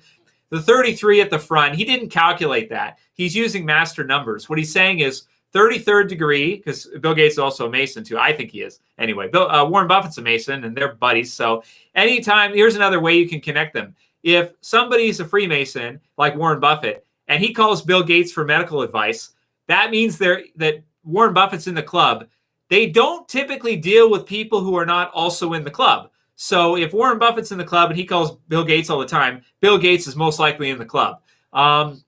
So when Bill Gates says 33,365,000, he's saying 33rd degree every day of the year, repping it, right? Repping it. 33rd degree, 365. And then when he looks around at the end of the conference, he does this. The moms will know what that is. What is that emotion? What does that body language mean? Anyone catch it? No, they didn't catch it, Bill. You're good. No, they didn't. So basically, 33rd degree, 365, repping it. That's what he's saying when he's with the numbers. When he's saying that 33 is a master number. So you go 1 to 33, and then as you get a 33rd degree above that, you go up to 66. I think it's 13 degrees above 33rd, and then above that, the other 20 are like illuminated degrees, which you would call Illuminati. Those ones are like you have to be like Madonna or like Bill Gates or Warren Buffett or somebody that has served the pyramid in a tremendous capacity to get promoted in their internal system up to those degrees, up really high. So normal people, like we would never get above 33rd. Bill Gates is probably a 33rd, but he'll be illuminated after this whole thing is done with COVID and everything. He'll be brought up even higher than that because they get rewarded. It's just like at work. If you have a job what do? You get promoted. You start off as an apprentice or whatever, maybe part-time or whatever. You get promoted up, you go up a degree, you go up a degree, you go up a degree. So that's what they have in their internal pyramid system too, is a Freemasonry is 33 degrees. And then beyond that is illuminated degrees, which is for where you get Illuminati from. It's from the Bible, from the serpent. Illumination, that whole thing. But so that's where basically that's how that works. But you're not really supposed to know any of that. That's all locked up. That's all secret stuff. So, okay. F. Choplin said, do you think that Peter Pants will survive till the end? Who? Peter Pan? Peter Pants? F. Choplin, what the hell are you talking about? Who is Peter Pants, and why did you send that to me in a super chat? I mean, thank you for the super chat. But who is Peter Pants? What are you talking about? Peter Pants. Peter Pants. Like yellow pants, like pig pants. That's what you're talking about. Follow up with that one. I want to see what that is. Anton Zed said, "Hey Trev, do you think it will always the plan to end the show after season 11? Yeah. Or do you think that COVID played a part? Yeah. So pretty much from what we heard over a year ago, it was about the plan to wrap it up around the end of the 12th season, which would have been, if COVID never happened, The Walking Dead season 11 and 12 would have gone through, and the 12th season would have about been the end of the series. Now, they may have tried a 13th season after that. I guess they did the spinoff with Daryl and Carol instead, so they're going to try that and see how that goes. But yeah, they pretty much had that in mind. Now it'll be tagged as season 11 with extended. For whatever reason, they decided to do that. I don't know why. Maybe they thought the number count getting higher was actually a bad thing or something. I'm not sure after a while. But yeah, I mean, it was about going to happen anyway, pretty much. And the whole thing with COVID just maybe took off a year, or it sped it up a little bit. That's all. You know, it maybe took off a season or a half season that we might have gotten in addition. That's it. You know, past that, it was about this time anyway. So, you know, COVID might have cost us 8 episodes or 16 episodes of the series, but you know, the greater whole of it was going to be that way anyway. And F. Choplin, where is your follow-up? I want to see your follow-up. Gag names. Okay, you don't have an actual question yet. Well, thanks for your support. And if you just wanted to see me, hear me say Peter Pants, there you go. So, okay, so. All right. The Vivid Kiwi says, Trev, do you believe the viewers who say they're actually a Freemason? How do you know they aren't just lying? Okay. So typically, how many Freemasons are out there in the world? It's tough to say, but I've heard counts back in the day, you know, 20, 30 years ago, about 1 million or 2 million was about the number for Masons in the world. I think now it's higher. It's probably like 5 million. It could be about 10 million of the population of the world are Freemasons. So that is a very small section. It's not even 1%. I think David Icke calls it the 1%. It's actually way less than that. I think Alex Jones has said, we calculated out, it's like 0.00. It's like, it's very, very low, you know, but it's a club. You know, that's why you get pictures of Bill Gates hanging out with Epstein and what Epstein was doing. And that's why you had Bill Gates. He gave Epstein some money too. He paid him too. He set up some kind of foundation or something, or he did something for Epstein. He gave him some money there too. So it is a big club, and we're on the outside of the club. So being on the outside of the club, it's difficult to get information from inside the club because it's all locked up. So I'm sort of an insider because I buy all their stuff and I just read it all. So I buy Morals and Dogma and I go through the whole thing, even though I'm not supposed to, but I do it anyway. Because I'm like, well, you guys sell it on Amazon. So if you're going to sell it on Amazon, I'm going to pay for it. If I'm going to pay $30, $40, $50 for the information to get a little bit of illumination, I'll buy it myself. I spent the money. Don't be mad at me. You guys are the ones who sell it online. Anyone can go buy it. You know, so if you buy it, you read Morals and Dogma, you get a little bit of inside info from the ruler's playbook. So how many people can you say are Freemasons in the world? You know, 5 million, 10 million, something like that. I have about 250,000, let's say, people here over time. YouTube deletes accounts and whatnot, so there's that involved too. But basically, yeah, you would probably extrapolate that there would be at least 10 or 20 Masons that subscribe to the channel just based on number. And then sometimes, well, maybe I shouldn't get to that part, but I'll keep that to myself. I'll stop there. But I'm certain that at least several of them are Masons. And you know how else I can tell? They have a rhetoric for the way they speak. They have a certain speech about them.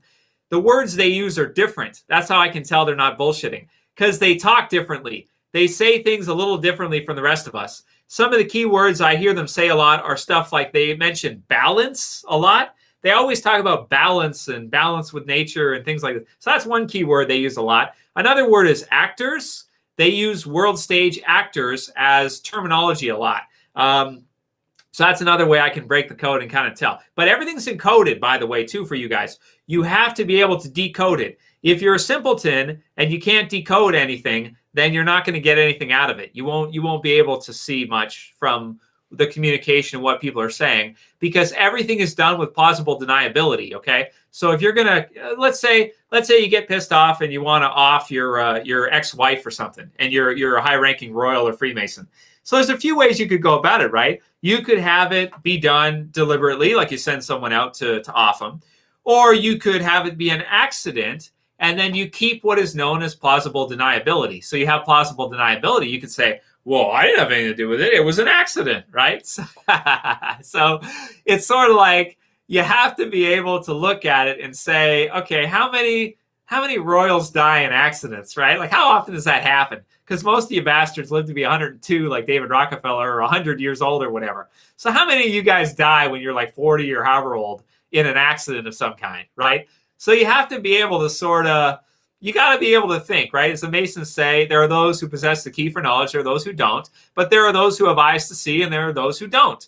There are people that can crack codes and can talk in code and can encrypt things in speech, and there are those who can't. So if you're looking for normal profane rhetoric language, you're not going to get much. If you can look for some of the kind of angles that they have on things, you can kind of get a sense of, okay, I see it. It's what it is. So it's a rhetoric, Vivid. They have a certain persona about them. They have a certain view frame point. They have a certain rhetoric about them of the way they speak, the way they communicate, and the way they look at things. And so by seeing their frame, I can kind of tell who they are. Are they a faker? Are they just screwing around? Or are they somebody who actually has cultivated knowledge of these areas? So a faker hasn't read Morals and Dogma. They don't know much about Eye of Providence. They don't know much about, these different ideas, balance, these things, who is, who isn't. They don't know any of this stuff. But for the people that do, they have a certain way of going about them. So be suspicious when you see people in the mainstream. Be very suspicious of what they say. Always consider what they're trying to make you think. Always consider, are they like the news companies, for example? Are they trying to push a certain agenda? Are they trying to make you feel scared? Are they trying to make you feel passive? Are they trying to make you feel happy? And what angle do they have in doing that? Is there a reason why they're doing that? So Vivid, you also have to be careful of seeing things that aren't there. That's where this one is fun, because that could be the deal with Flat Earth. Flat Earthers could be seeing something that isn't there at all, right? And most people would say, 98% of people would say, yeah, that's the case. Like, you could look at Eric Dubay and you could say he's seeing something that isn't there. Like, maybe the flat horizon and all this is just perspective 2, right? So maybe that's what that is. So it's, like Vivid, you could say with Eric, for example, you could say that he is barking up the wrong tree. This is Joe Rogan probably would say, or he's wasting his time. He's totally getting into something that's not there, right? And so it's totally useless, right, of what he's getting into here with Flat Earth. But there's some cool stuff to it. I'm still going through it. This is 200 proofs the Earth is not a spinning ball. So I'm still going through all of them. And, we've given brief thoughts on this, but I'll probably do a whole video on it by itself. So it's pretty cool. They've got some really good stuff, though. And some of the proofs for the sphere model are actually wrong, which is really cool. So I'm going to go through that with you guys in a separate video, I think, and we'll go through that. But it's good stuff. And, so we'll go into a little bit. It's fun. It's fun stuff to go into. But they could be totally wrong, maybe. Maybe they're completely and totally wrong, and the Earth is a sphere, and none of it is fakery and that whole thing. It's an extension of NASA fakery is what I view this as. It's not simplistic. It's very advanced. You have to understand NASA fakery first, and then you can go on further, get a little bit more advanced, and try to see what don't they fake, what don't they lie about. And as I point out many times, Buzz Aldrin is, guess what? He's a Freemason. Yeah, he is. His certificate's on Google, so you can check it out. So, yeah, the Royals are lizards. Yeah, I don't know. I was looking at Zuckerberg the other day. There's somebody asked Zuckerberg, Facebook, you guys know Zuckerberg. They asked him if he was a lizard on a live stream. And he looked up and he's like, it was kind of funny. Because I looked at it, I was like, this guy is slimy. He looks really slimy. I don't think he's a lizard. I don't think any of that stuff's true. But I just think it's really fun. That's all. I just think it's fun. Even Flat Earth is fun. Let's say they're totally wrong and they're barking at the wrong tree and they're completely wrong. It's still fun, to look at. Eric basically, what he's saying pretty much is that the Royal Society and Masons deliberately misdescribed our world on purpose to create atheism and nihilism, which they say in other places like the Protocols and Morals and Dogma also has some stuff alluding to it. Because Freemasonry kind of teaches flat Earth, sort of, indirectly. And again, you got to be careful because you could be reading something that's not there. But Pike says that the compass is used for measurements of the Earth. And the compass and the square. No, the compass is square. The square is used for flat for measurements of the Earth, which the ancients supposed to be a flat plane. And then the compass is used for measurements of the heavens, which would be like the stars and everything else, as he's referring to it as. So yeah, you have to be careful that you're not misinterpreting things and that you're not seeing things the wrong way. A lot of these proofs and 200 proofs the Earth is not a spinning ball are distance, because a lot of it is such that when we use zoom cameras and we use technology, we can see further than we're supposed to be. Now, what does that mean, and what does that entail? Are they completely wrong? Is it complete bunk or nonsense? But it is interesting that when a ship goes out to sea, and it's gone from vision, completely gone, so it goes out and you can't see it at all. It's completely vanished. They used to say that was a proof of the sphere model, and some websites, I saw a site yesterday that says that's a proof that it's a sphere because it's gone over the curvature. That is completely wrong. 100% wrong. When people zoom in with a camera, it comes back entirely. So Eric's right about that, definitely. That is point perspective. That's a vanishing line. That is not... It's gone past your limit of your vision. That's why when you zoom in, it comes back into frame 100%. So that one's very interesting. I'm not a flat earther. I don't know if this is all right 100%, but I can see that they have some good points, and some of the proofs for the sphere model are blatantly wrong. But some of the footage from outer space, from satellites and whatnot, that you can watch on YouTube is pretty compelling too. Some of it looks really, really good. So if Eric's right and it's fake, that means that it's just some incredible CG, which we do have nowadays as well too. We do have some awesome CG. So anyway, let's keep it there for now, I think, with this discussion, because this is a whole different topic in itself, and we'll do that in a separate video. I've got a video for that coming for you guys the next few days. I got to edit it and everything. Yeah, DZ, they're funny until they become true, right? Like Epstein, right? And that whole thing, right? It's like, it's funny until we find out that, oh, he was really doing that, and Bill Clinton was really going there, and he was president for 8 years? Shit, okay, that's not so funny anymore. Well, I'm sorry to hear that, Melissa. That sucks ass totally, man. That's awful. Really sorry to hear that if that's true. Unless you're just messing with me. But yeah, was he older? That sucks big time. And where do you live? You can let us know. That's terrible though. Yeah, that really sucks. Yeah, COVID is bad. If you guys get the actual, see, this is the thing. If you get the actual COVID itself, and it's not a misdiagnosis of flu, or it's not some other thing, yeah, if you get the full-blown COVID, pneumonia, everything, that's going to suck big time. Arlington Heights, Illinois. And how old was he? And we're all hearts out to you. We're all sad for you. That's terrible. Yeah. How old was he, by the way? Was he in his 70s or 60s or whatnot? And yeah, that's really awful, man. So that sucks totally. Okay, I missed some. Yeah, Earth is round. Facts. Yeah. Yeah. Take care, Tor. We'll see you soon, man. Yeah, we'll get into it. Flat Earth is fun. We'll get into it. We'll go into it all the way through. The video I filmed is almost 45 minutes long on this, doing a review for just this. So we'll do the review for this. We'll talk about what's observably true and what's not and give our thoughts on it. It's really fun. And NASA does fake a lot of stuff. So that's what gets people in that direction. For the people who don't know how much stuff NASA fakes, you need to look into it because and research it. And you can even do it on YouTube. Watch the footage of all the mistakes NASA makes. It's insane how many fake things can be pointed out. How many things can show that it's a set and what they're doing is completely bunk. It's completely fake. Look into it. If you haven't looked into it, you owe it to yourself. If you want to know truth, if you want to actually investigate these things about what you're lied to about, you are definitely lied to about NASA. I can contest to that 100%. They lie like rugs. They lie. You could almost say, the flat earthers would say, they lie about absolutely everything. And I can't say they're wrong because I know they lie about a lot of stuff. They fake a lot of stuff. Do they fake everything? Like, is the ISS, are there even people up there at all? Maybe there aren't.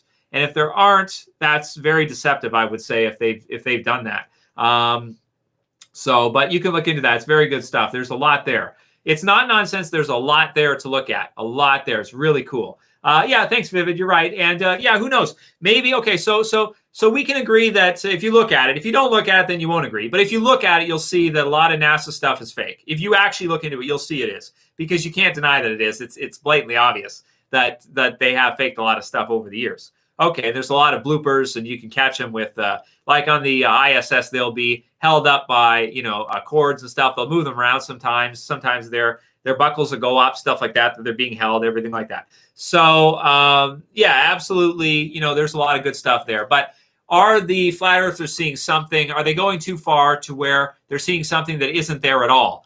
That's a good question, and we'll go through that more. But I have to give them credit.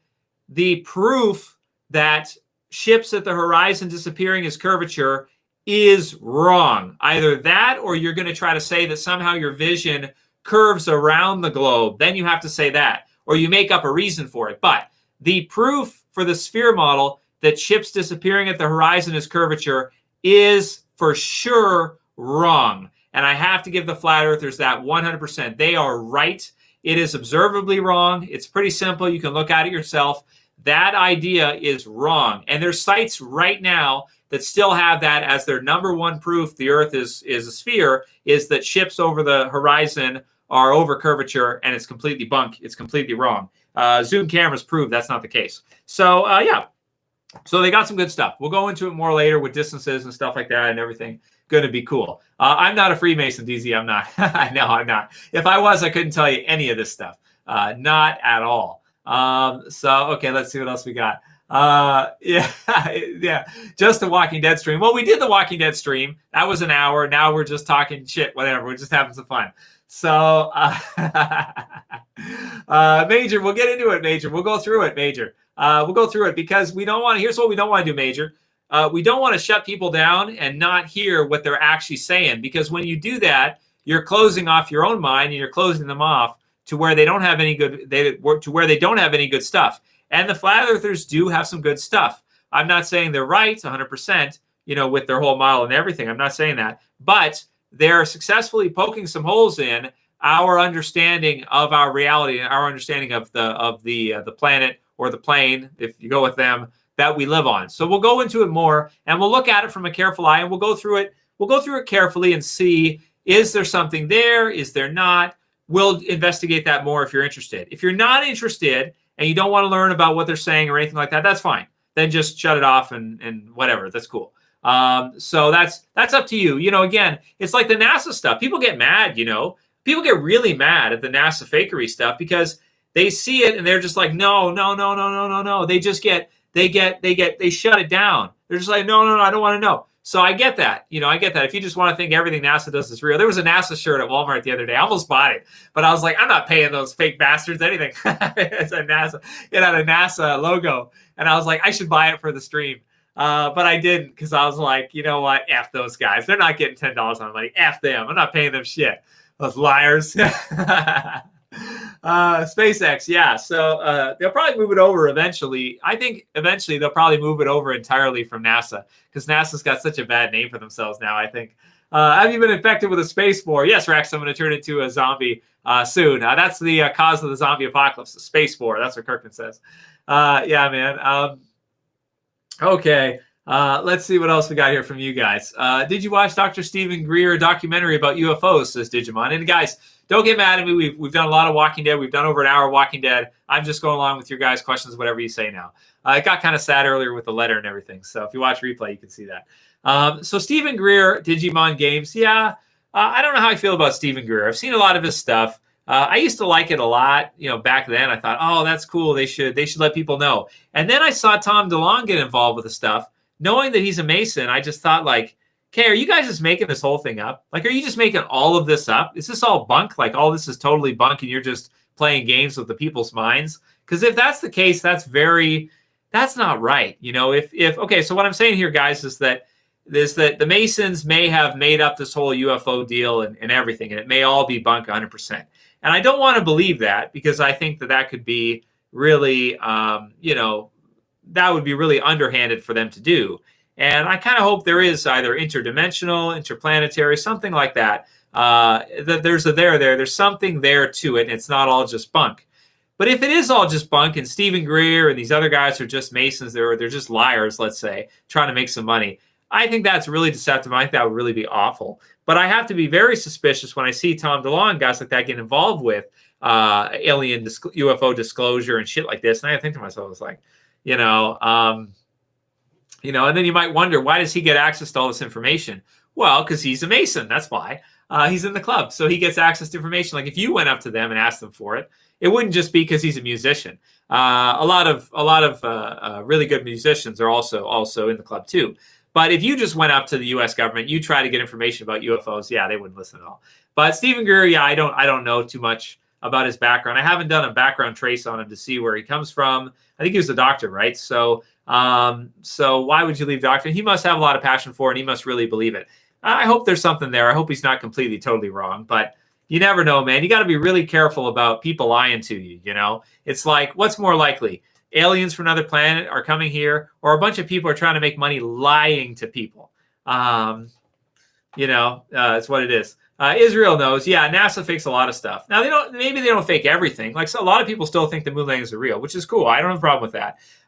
We can point out all the reasons why the film that was shown of the moon landings is a lot of it's faked, or it's filmed on a set. We can show that to you if you want to go through it. But because there's so much there, it's once you see it all, you can't unsee it. It's like, it's like you can't push it back after a while. You got to accept it. You just got to say, okay, you're right. All right, cool. It's fine, right? Okay, it was a deal. Fine, it was a deal. You just got to, at some point, you just got to embrace it. You just got to say, oh, shit. Okay. All right, I got you. Okay, cool. But it's like, at some point you got to take it. But then at the same time, it's like, maybe you could argue, what they do is then they go to half-truths. Is they say, well, we went there, but what we were shown on TV was a film.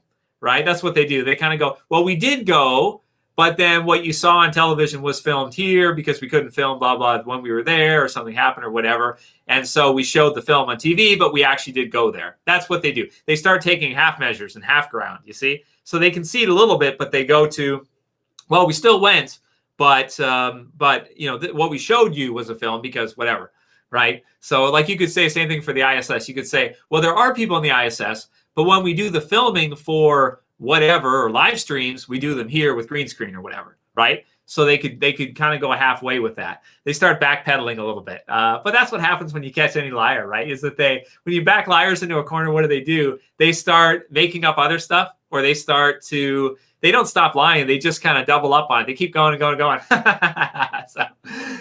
So that's what they do. So you catch them and they kind of like, well, is this? And then they add it. So that's what they do, and they try to find a way to make it work. That's what they do. So that's what it is. Anyway, good stuff. And Henry says, I'm really starting to believe the 9/11. He calls it a conspiracy theory. Looking at the footage, it's not a theory. Come on, man. They blew them into smithereens. They blew them into dust. It's not a theory. Everybody knows that's what happened. Watch the special I linked to Alex Jones's site with what was the doctor's name who was in the White House when it happened.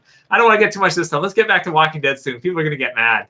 They hate it so much. They hate it, man, because they're they're like, no, it's not true. You're lying, whatever. They get mad at me. They shut down on me. And it's like, I'm not trying to shut you down on me. I'm trying to tell you what I think is correct. That's the deal. It was banned.video. I'm trying to find the doctor's name who was in the White House when that was all happening.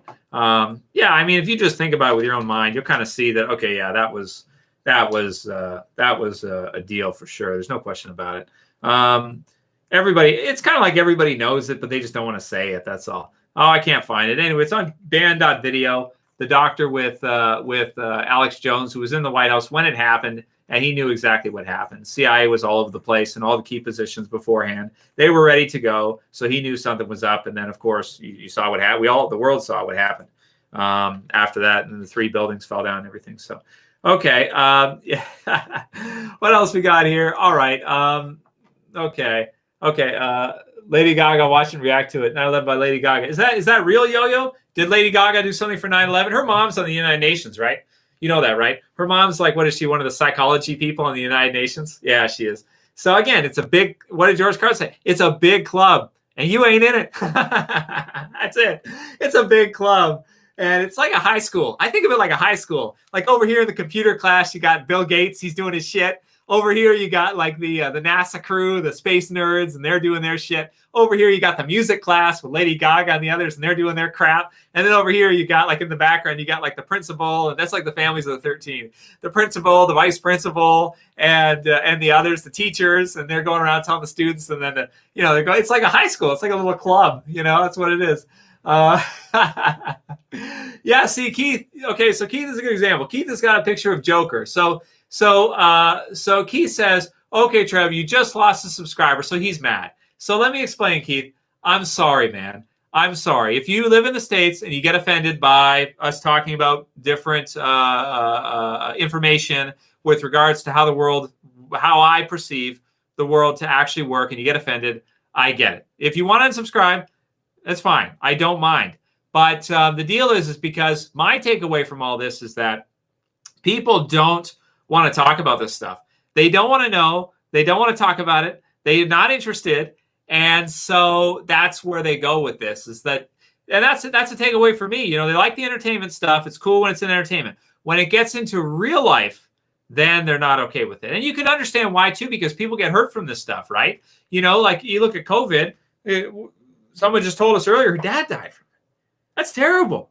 You know what I mean? It's terrible. So the world we live in is very dark sometimes. And it's so dark that if people factor in all of these things, then then they get an even darker view of the world. And that makes them very uncomfortable. And they don't like that. So what they do is they shut it off. They shut it down, right? They just shut it down because they can't believe it, that could be correct. But I'm telling you guys, as you go through life, just watch for the things I'm saying to you and see if they ring true to you. Doesn't it strike you as odd that you have Lady Gaga and then her mom's in the UN? Doesn't that strike you as odd? Is that strange to you? Doesn't that sound weird to you? Isn't it odd that Bill Gates is hanging out with Epstein and setting up some fund for him and giving him money and stuff like that? Isn't that strange? Isn't it strange that Ghislaine's dad was like an owner of a press company or owned a newspaper company or whatever? It's very odd, right? How these things all connect together. It's a big club and you ain't in it. That's right. Okay. Yeah, Radu. So yeah, I don't mind too if you guys want to mock Eric or you want to mock flat earthers. Eric's used to it. He's been getting that for years, right? So that's totally cool. I'm going to go through it in a serious angle and actually try to see the stuff they're saying and see if there's any legitimacy to it whatsoever. Basically, the whole theory is that NASA is completely a Masonic enterprise, and Freemasons have created as part of a Masonic world order, which we do live in, only people are not really aware of it, that they have created a new religion to go along with their Masonic world order, which is detailed in this book here, The Open Conspiracy, or at least I would say proposed, H.G. Wells' The Open Conspiracy, which is about the need for a religion to go along with a world order. So the need for a new religion to go along with, everything else we see in this brave new world. But is this one a part of that, or is it not? And that's where we'll have some fun and we'll go through it if you guys are interested. If you're not, then you're not. That's fine. That's no problem. Okay, so yeah, did you guys see? Did you guys see her? What did she have? Like a mask on? Did it have like horns? It had like horns, didn't it? Or like whatever that was. I don't know. Whatever satanic garbage they put on everything. It's all over the goddamn place. Yeah, NASA was founded by Nazis, Ben. Right. NASA was Werner von Braun was the one who did that. So they took a lot from the Nazis. They did take from the Nazis. The U.S. took Operation Paperclip, took their scientists, but they took some of their propaganda stuff too, and they used that too. And so basically, flat earthers are arguing that that's all propaganda. That's what they're arguing. So can they win that argument? They're up against you're up against the big pyramid there. You're up against the mountain. If you want to try to win that argument with them, it's going to be difficult, even if you were right. And you might not be right. I don't know if you're right or not. I think probably not. But if you were, you're still up against that. And that's not going to be easy to defeat. That's for sure. So yeah, NASA was started by Nazis, right? The CIA, a lot of people think that idea was taken from the Gestapo, which was like Hitler's private police or his private paramilitary. One of them. He had a bunch of SS, SA, police force, regular, and then the Gestapo. So you have all these things coming together. Okay. Oh, Keith, I got you. Okay, let me show your comment and read it because it's good. It's good stuff. I'm open to feedback. So if you're mad, let's talk it out. Let's be cool about it, Keith. Especially if you're a subscriber. Let's be cool. Let's keep it cool. So he says, Trav, I like conspiracy theories too, but when it comes to 9/11, Alex Jones is full of shit, and this shit hits home, bro. Okay. Yeah, you can't tell me it was an inside job, man. Come on, that's a little far. Okay, I got you, Keith. It's no problem, man. I don't want to emotionally upset you by giving some of the information. If you want to research that more and you don't like Alex Jones or you think he's controlled opposition or whatever, like even Eric Dubay thinks he's controlled opposition. Fair enough. If you don't like him, that's cool. There's other places you can go. You can look up Christopher Boland's done a really great job. He went in on the Dancing Israelis, which was a group that was there. I think they were like Mossad agents that were filming it when it happened. So they were set ready there to film and everything. So if you want to learn more about that, Keith, it's all online. You can learn. I would point you to Christopher Boland and that whole thing. So you can go through it all and you can see what's being proposed there. If it's too emotional for you, I don't know if you live in New York or if somebody you knew was there when it happened. I don't know. If that's the case, I don't want to offend you. I don't want to upset you. I'm sorry. I know 9/11 hits home hard for people. Maybe it's better we just don't talk about that one because that one was so heinous and so destructive and so terrible that people don't want to even discuss it, which I get that. Like, if you find out the moon landings are fake, you're not going to kill somebody over it. You're not going to go crazy over it. But if you knew somebody who was personally hurt by one of these things that happened on the world stage, one of these events, then and they were caught in the crossfire of something bigger that was happening, then I'm deeply saddened for you. I'm sorry for you. So I hope that's cool with you. And if it's not, that's okay. It's your choice. Yeah, Sam says living is easy with eyes closed. Right. So that's the one that I had to delete that video. That's Strawberry Fields. Shows how living is easy with eyes closed. Misunderstanding all you see. It's getting hard to be someone, but it all works out. It doesn't matter much to me. So that's that. The what we see in the media is propaganda, and basically, if you can't see it's propaganda, you're living with eyes closed. It doesn't mean people don't get hurt. They do. And people don't die, they do. But a lot of the stuff you're seeing in the news and media is steering. You're being steered. You're being shepherded. Yeah. So Sporosaurus Rex says, Trav Kirkman was lying. It wasn't a space war. It was Bill Gates, the star of The Walking Dead. Yeah. I'm sure they've looked into it. If the Satanists could come up with something, a zombie, a virus, they'd look into it. They'd be like, can we make that happen in real life? What if we mix bath salts in there and do this? What if we do that? Huh? Can we do that? Can we create a zombie virus? Is that possible? Something like that. It's like maybe the closest they could come to was COVID. Yeah. I don't know. Carlos doesn't like it. Oh, don't worry, Carlos. I'm totally cool. I'm totally fine.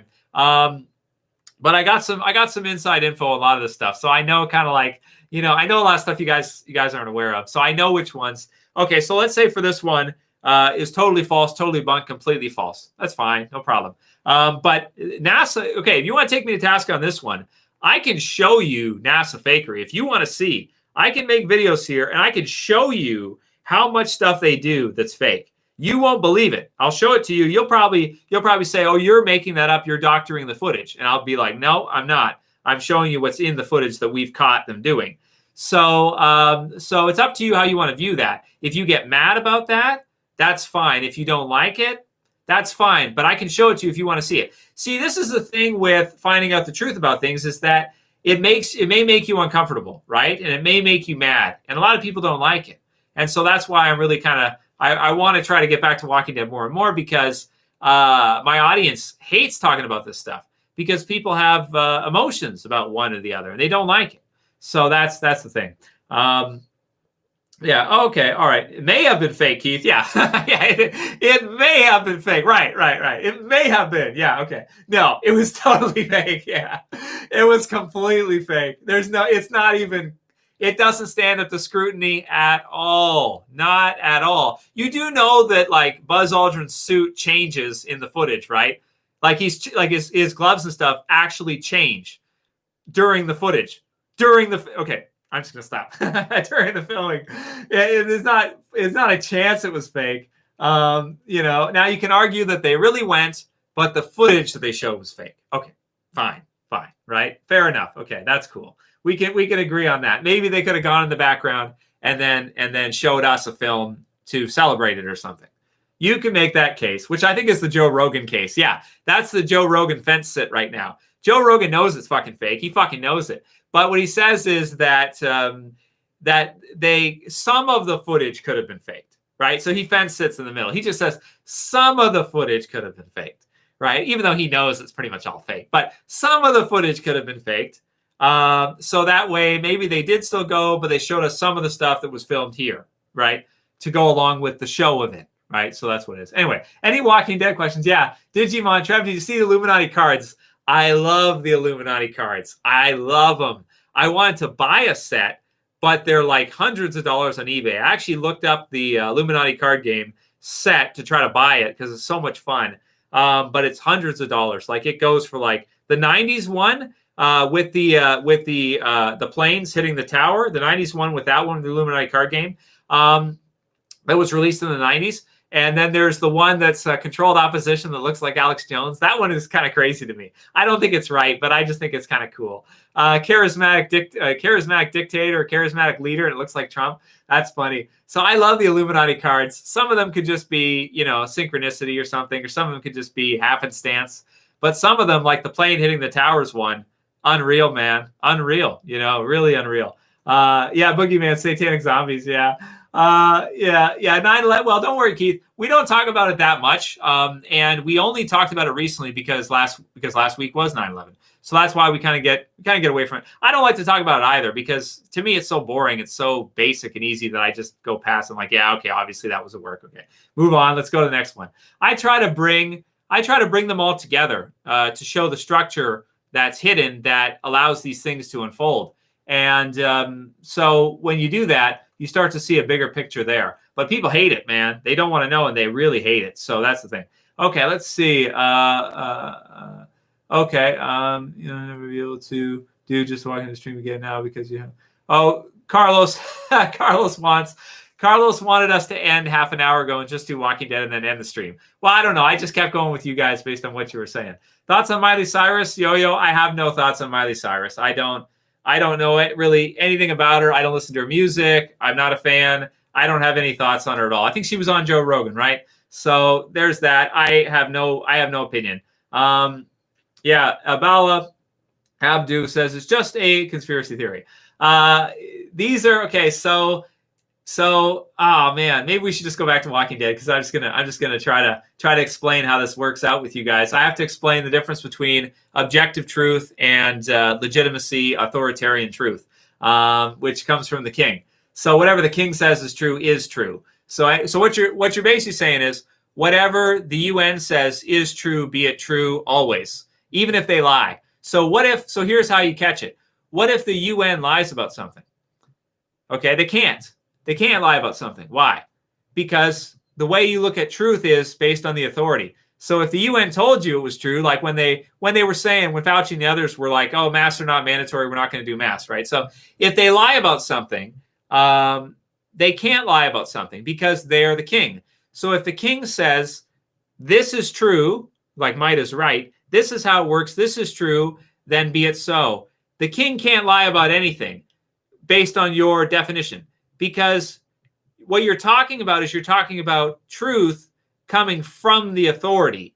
So if the authority lies, they can't lie because it's the truth. So what you're talking about is you're talking about staying only in the official narrative and not leaving the official narrative, because that be it true based on the king's definition of true. So Kissinger's legitimacy that Crow 777 and Jason did an episode on, where Kissinger defines legitimacy as what is true or what is legitimate is what we define as legitimate.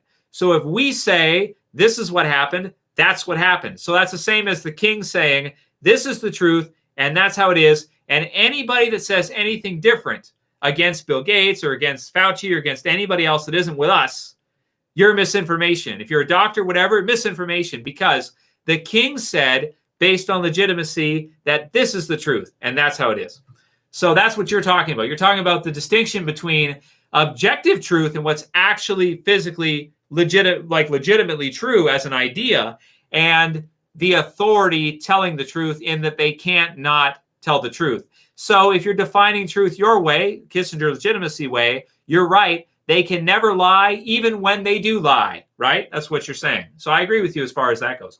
That's how that works out. So that's where you're stuck on. So if you think of it in that way there, you'll see the difference. You'll see it as, what we're talking about here is we're talking about what's actually can be demonstrated to be true.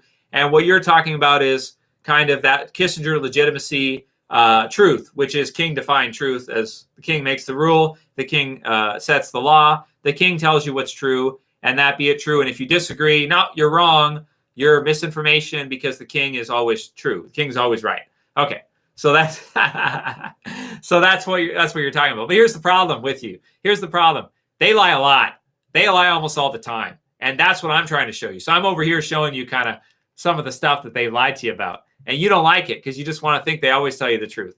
You guys do know I'm in management, right? You know I'm like a manager too, right? So like I won't bring in my day job and stuff like that either. But you know, when you switch camps and you join kind of what you'd view as like the ruler side, you realize that you just make that stuff up.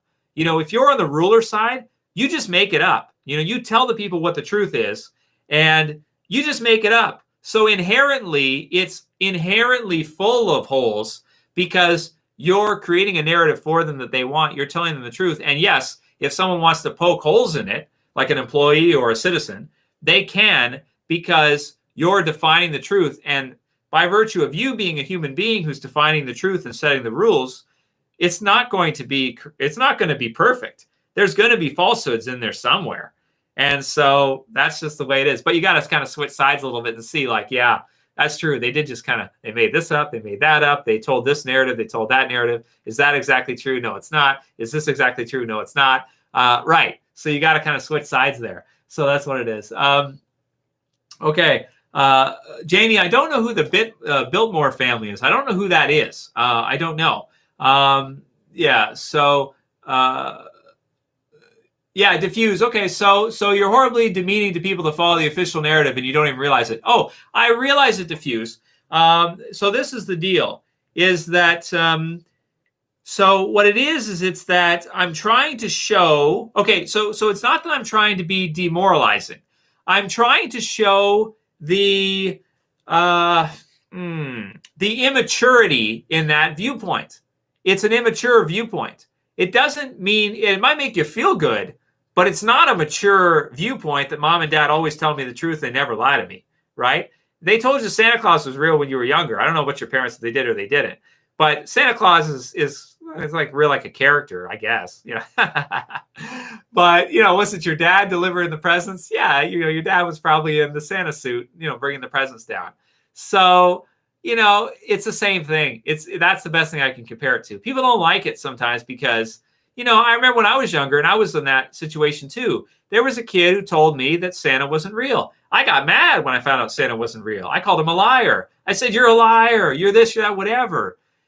it turned out he was right. I went home and told my parents, I'm like, this idiot at school said Santa wasn't real. And then my parents were looking at each other like, oh, darn, I guess we got to tell him. Yeah, I guess we got to tell him. So I don't mean to be demeaning to you, but diffuse, because you've been here many years and stuff, and a lot of you guys have, and I don't want to piss you off. And I understand if you just want to believe the official narrative and the king's truth, and you just want to ride with the king's truth, maybe you're in the 90%, like high 90s for agreeableness, and you don't want to question them, you don't want to look at it, then you just want to say, okay, I want to believe everything I'm told by the authorities. But how do you reconcile Trump, though? Because don't you hate Trump because the pyramid's against Trump? So that's where I think we've gone into that before a little bit. Anyway, people get mad. So Santa isn't real, so Steve Benny, yeah, Santa isn't real. And this is where I get heat. My opinion is, maybe I'll keep it to myself. Some of the characters out there, man, it's just a character, right? Anyway, let's not talk about 9/11 anymore. It's like it's in the Marvel movie Iron Man, right? The Mandarin. That's what I think. Yeah, it's like, it's the Mandarin. That's what it is. It's kind of sad, but that's what it is. So, I'm one of the, Red October's right. I'm trying to be a good guy about this stuff, and I'm trying to tell you that your parents lie to you sometimes, okay? And I'm like that friend at school who's trying to tell you, hey, it's okay, I'm sorry. I'm sorry I told you, I'm sorry. But yeah, sometimes your parents lie. Sometimes they do. And it doesn't mean they're bad people. It doesn't mean that, in this case, it's kind of a little different. Anyway, it doesn't mean they're bad people. It doesn't mean whatever. But sometimes they do lie to you. Yeah, they do. I'm sorry. I'm sorry I'm sorry, man. You get mad at me, whatever. We're not friends anymore. It's cool. I get it. You want to go off, say, Trevor, you're not my friend anymore, whatever. You want to go off? I get it. It's cool, man. It's cool. But then other times we got to say that, hey, maybe you guys are going into something that maybe is wrong and can be demonstrated to be, which maybe that's the case with Flat Earth. And we'll get into that a bit too. I just think it's fun to look at these things and try to catch the rulers lying. I find that fun. Maybe you don't. Maybe you don't find it fun to try to catch the authorities lying to you, unless it's Trump, because he's anti-pyramid, so then it's okay for you to try to catch him, right? So that's kind of how it works with that. But as far as the actual rulers go, because Trump's not one of them, you can see that, obviously. If anything, he's loosely affiliated. Maybe you're not interested in catching him on stuff. Maybe you just want to believe the public narrative, and that's it. And that's fine, too. Then you just don't have an interest in this category, and that's it. So Space Cats, where does Trump fit in? What level is he? He's not in at all. He's not a Mason, I don't think. You could look into his background and see. Sometimes he'll do some weird symbols, like he'll do this upside down. He did meet the Queen when he first got into presidency, I think. But it sounds to me like after Trump got in, everybody scrambled and was like, what just happened? Because Hillary is she is completely pyramid. Her and Bill are in the club like for days, right? It sounds to me like when Trump got in, they were kind of panicking because they were like, what happened? Because it means sort of that their mind control pumps broke down, or it means that there was an outcome that happened when he got elected that wasn't supposed to happen. It doesn't sound like that was that the internationalists wanted that. It sounds to me like, and that's why you have now Stefan Molyneux getting banned and people getting cleaned off and pro-Trump stuff getting removed. If I upload pro-Trump stuff to YouTube, they either disable it, demonetize it, or sometimes they just delete it. They just clean it out of the engine. It's like, what is going on here? They're trying to get him out, basically, is what's happening. Same with CNN's been doing that since he got in. So he's not a Mason. I don't think he's in the illuminated degrees. He's actually a rich guy who's not in the club. So that's why they hate on him so much, and they try to make him look so bad in the media and everything. Surprisingly, he's been able to withstand it so far. He hasn't dropped dead yet, which is great. I'm happy. It's like, that's good, man. Somebody gets in that wasn't totally planned for or wasn't totally desired. Or some people, like even Eric Dubé, I think, has said that he thinks that Trump is still controlled to a degree, which maybe we all are to a degree. We got families and stuff. We don't want to have something bad happen to our families or anything like that. So, it's what it is. So we all kind of have to play the game to a degree. But he's in his own deal. And the media doesn't let you forget about it. They don't let you forget about that. That's for sure. So I agree with most of what Alex Jones says about that, which is that Trump is against the internationalists. So I agree with that mostly. Okay, Sam's with Eric, and that's fine too. You know, if you think that Trump is maybe he wasn't a Mason or he wasn't in the club, but they kind of saw him as like a talent or a character they could use. So they let him. They kind of brought him in, and they surprisingly he got in. So there's some heat there, but he's still controlled to a degree. He did say he's going to use the military for the vaccines. So there you go with that. Wonder what if he forces the whole country to take him? He says it's mandatory. We're sending the military out. Everybody takes the vaccines, whether they like it or not. Forcefully, powerful, do it. Then that would kind of show that Eric might be right and that Trump is not that guy that that a lot of people thought he was. So I don't know. Anyway, it's hard. Sometimes it's hard to know. Everyone's got their opinion, and that's cool. So yeah. Okay, let's see. Some good questions here. Some good comments. I want to buy the book, Trev. Well, yeah, it's up to you, Israel. If you want to buy it, if you got the cash. If you don't, you can also download it for free online also for this one. I got some other ones coming. I bought Brave New World. I'm going to read that too because that's important for what's going on now. Bill Hicks indeed says Boogeyman. So a lot of people think that's true too. They think he's Bill Hicks still.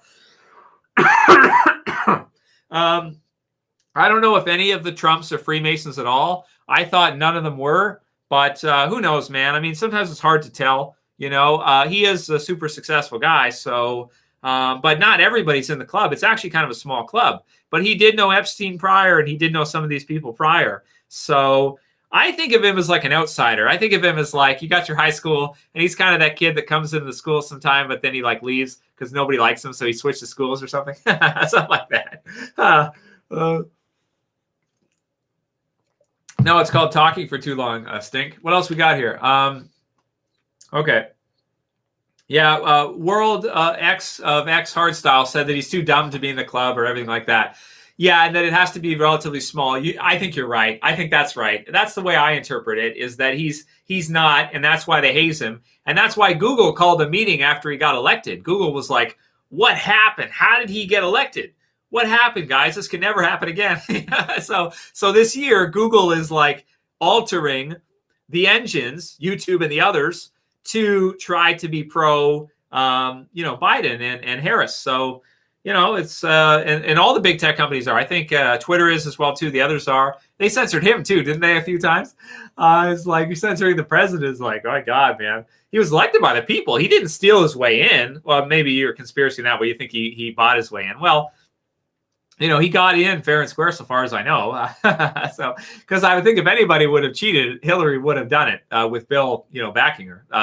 That's Bill Clinton, not Bill Gates. There's so many Bills around all over the place. Anyway, New World Order allow another 4 years of Trump. World Health Organization. Yeah, that's a good question. Will they? Well, I heard somewhere there's been 25 assassination attempts, something like that. I don't know if that's a true stat. I just heard it and I'm repeating it. 25 attempts or something like that. I don't know. I don't know if that's true or not, but it wouldn't surprise me if it was true. I don't know. I guess Secret Service doing a great job. That's good. I'm happy to hear that. And be careful with Masons around. Some of the reporters' last names are Masons. Have you guys seen that?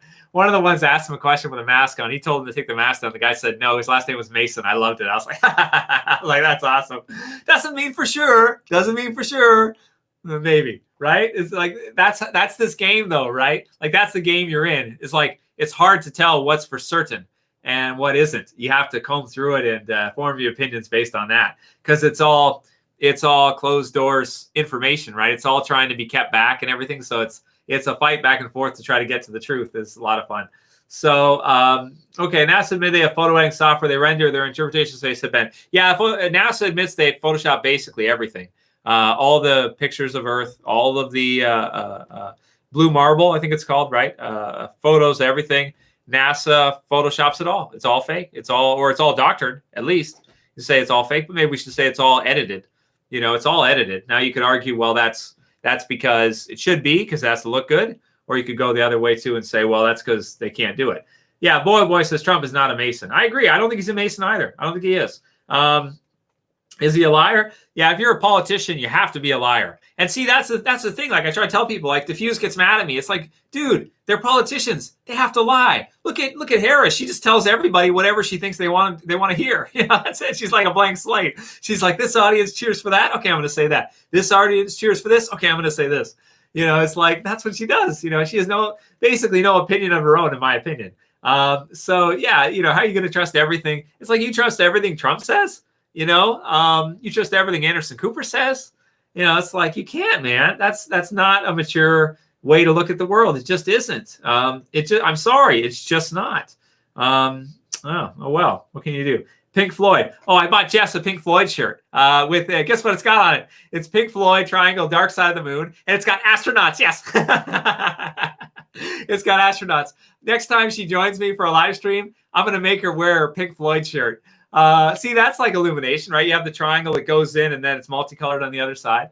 There you go. This stuff is old, man. This stuff is not new. It's got, the astronauts on the at the bottom. I love it.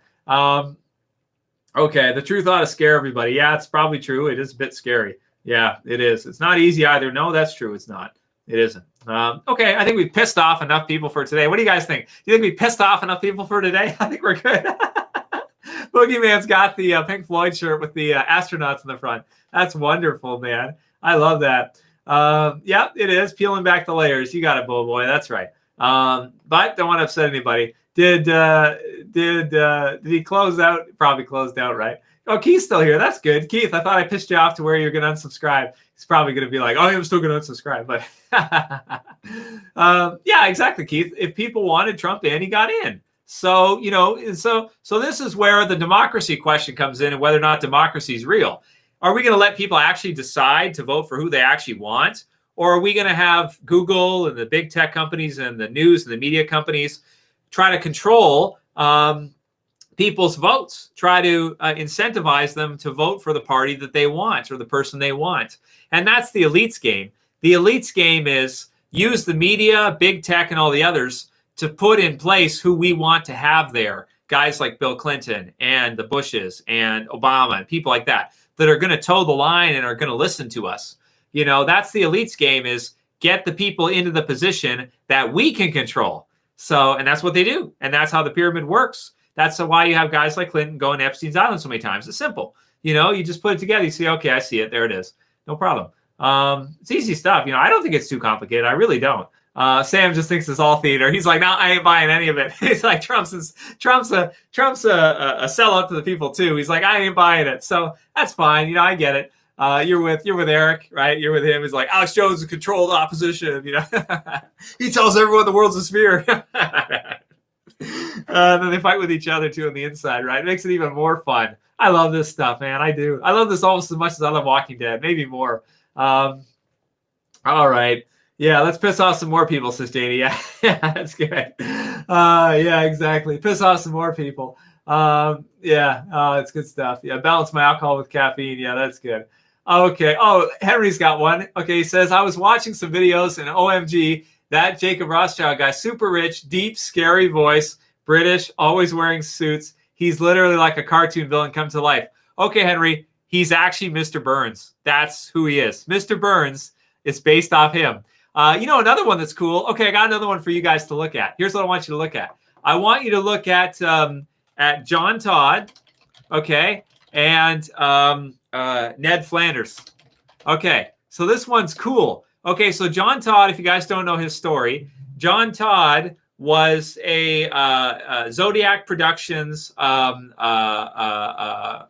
of the cult. He was like in, I would say, Illuminated Degrees probably. I think he said he was on one of the councils of 13. Now, that's not the families of the 13. That's like at the anarchy level, they have all these different like sub-councils and sub-occult sections of them.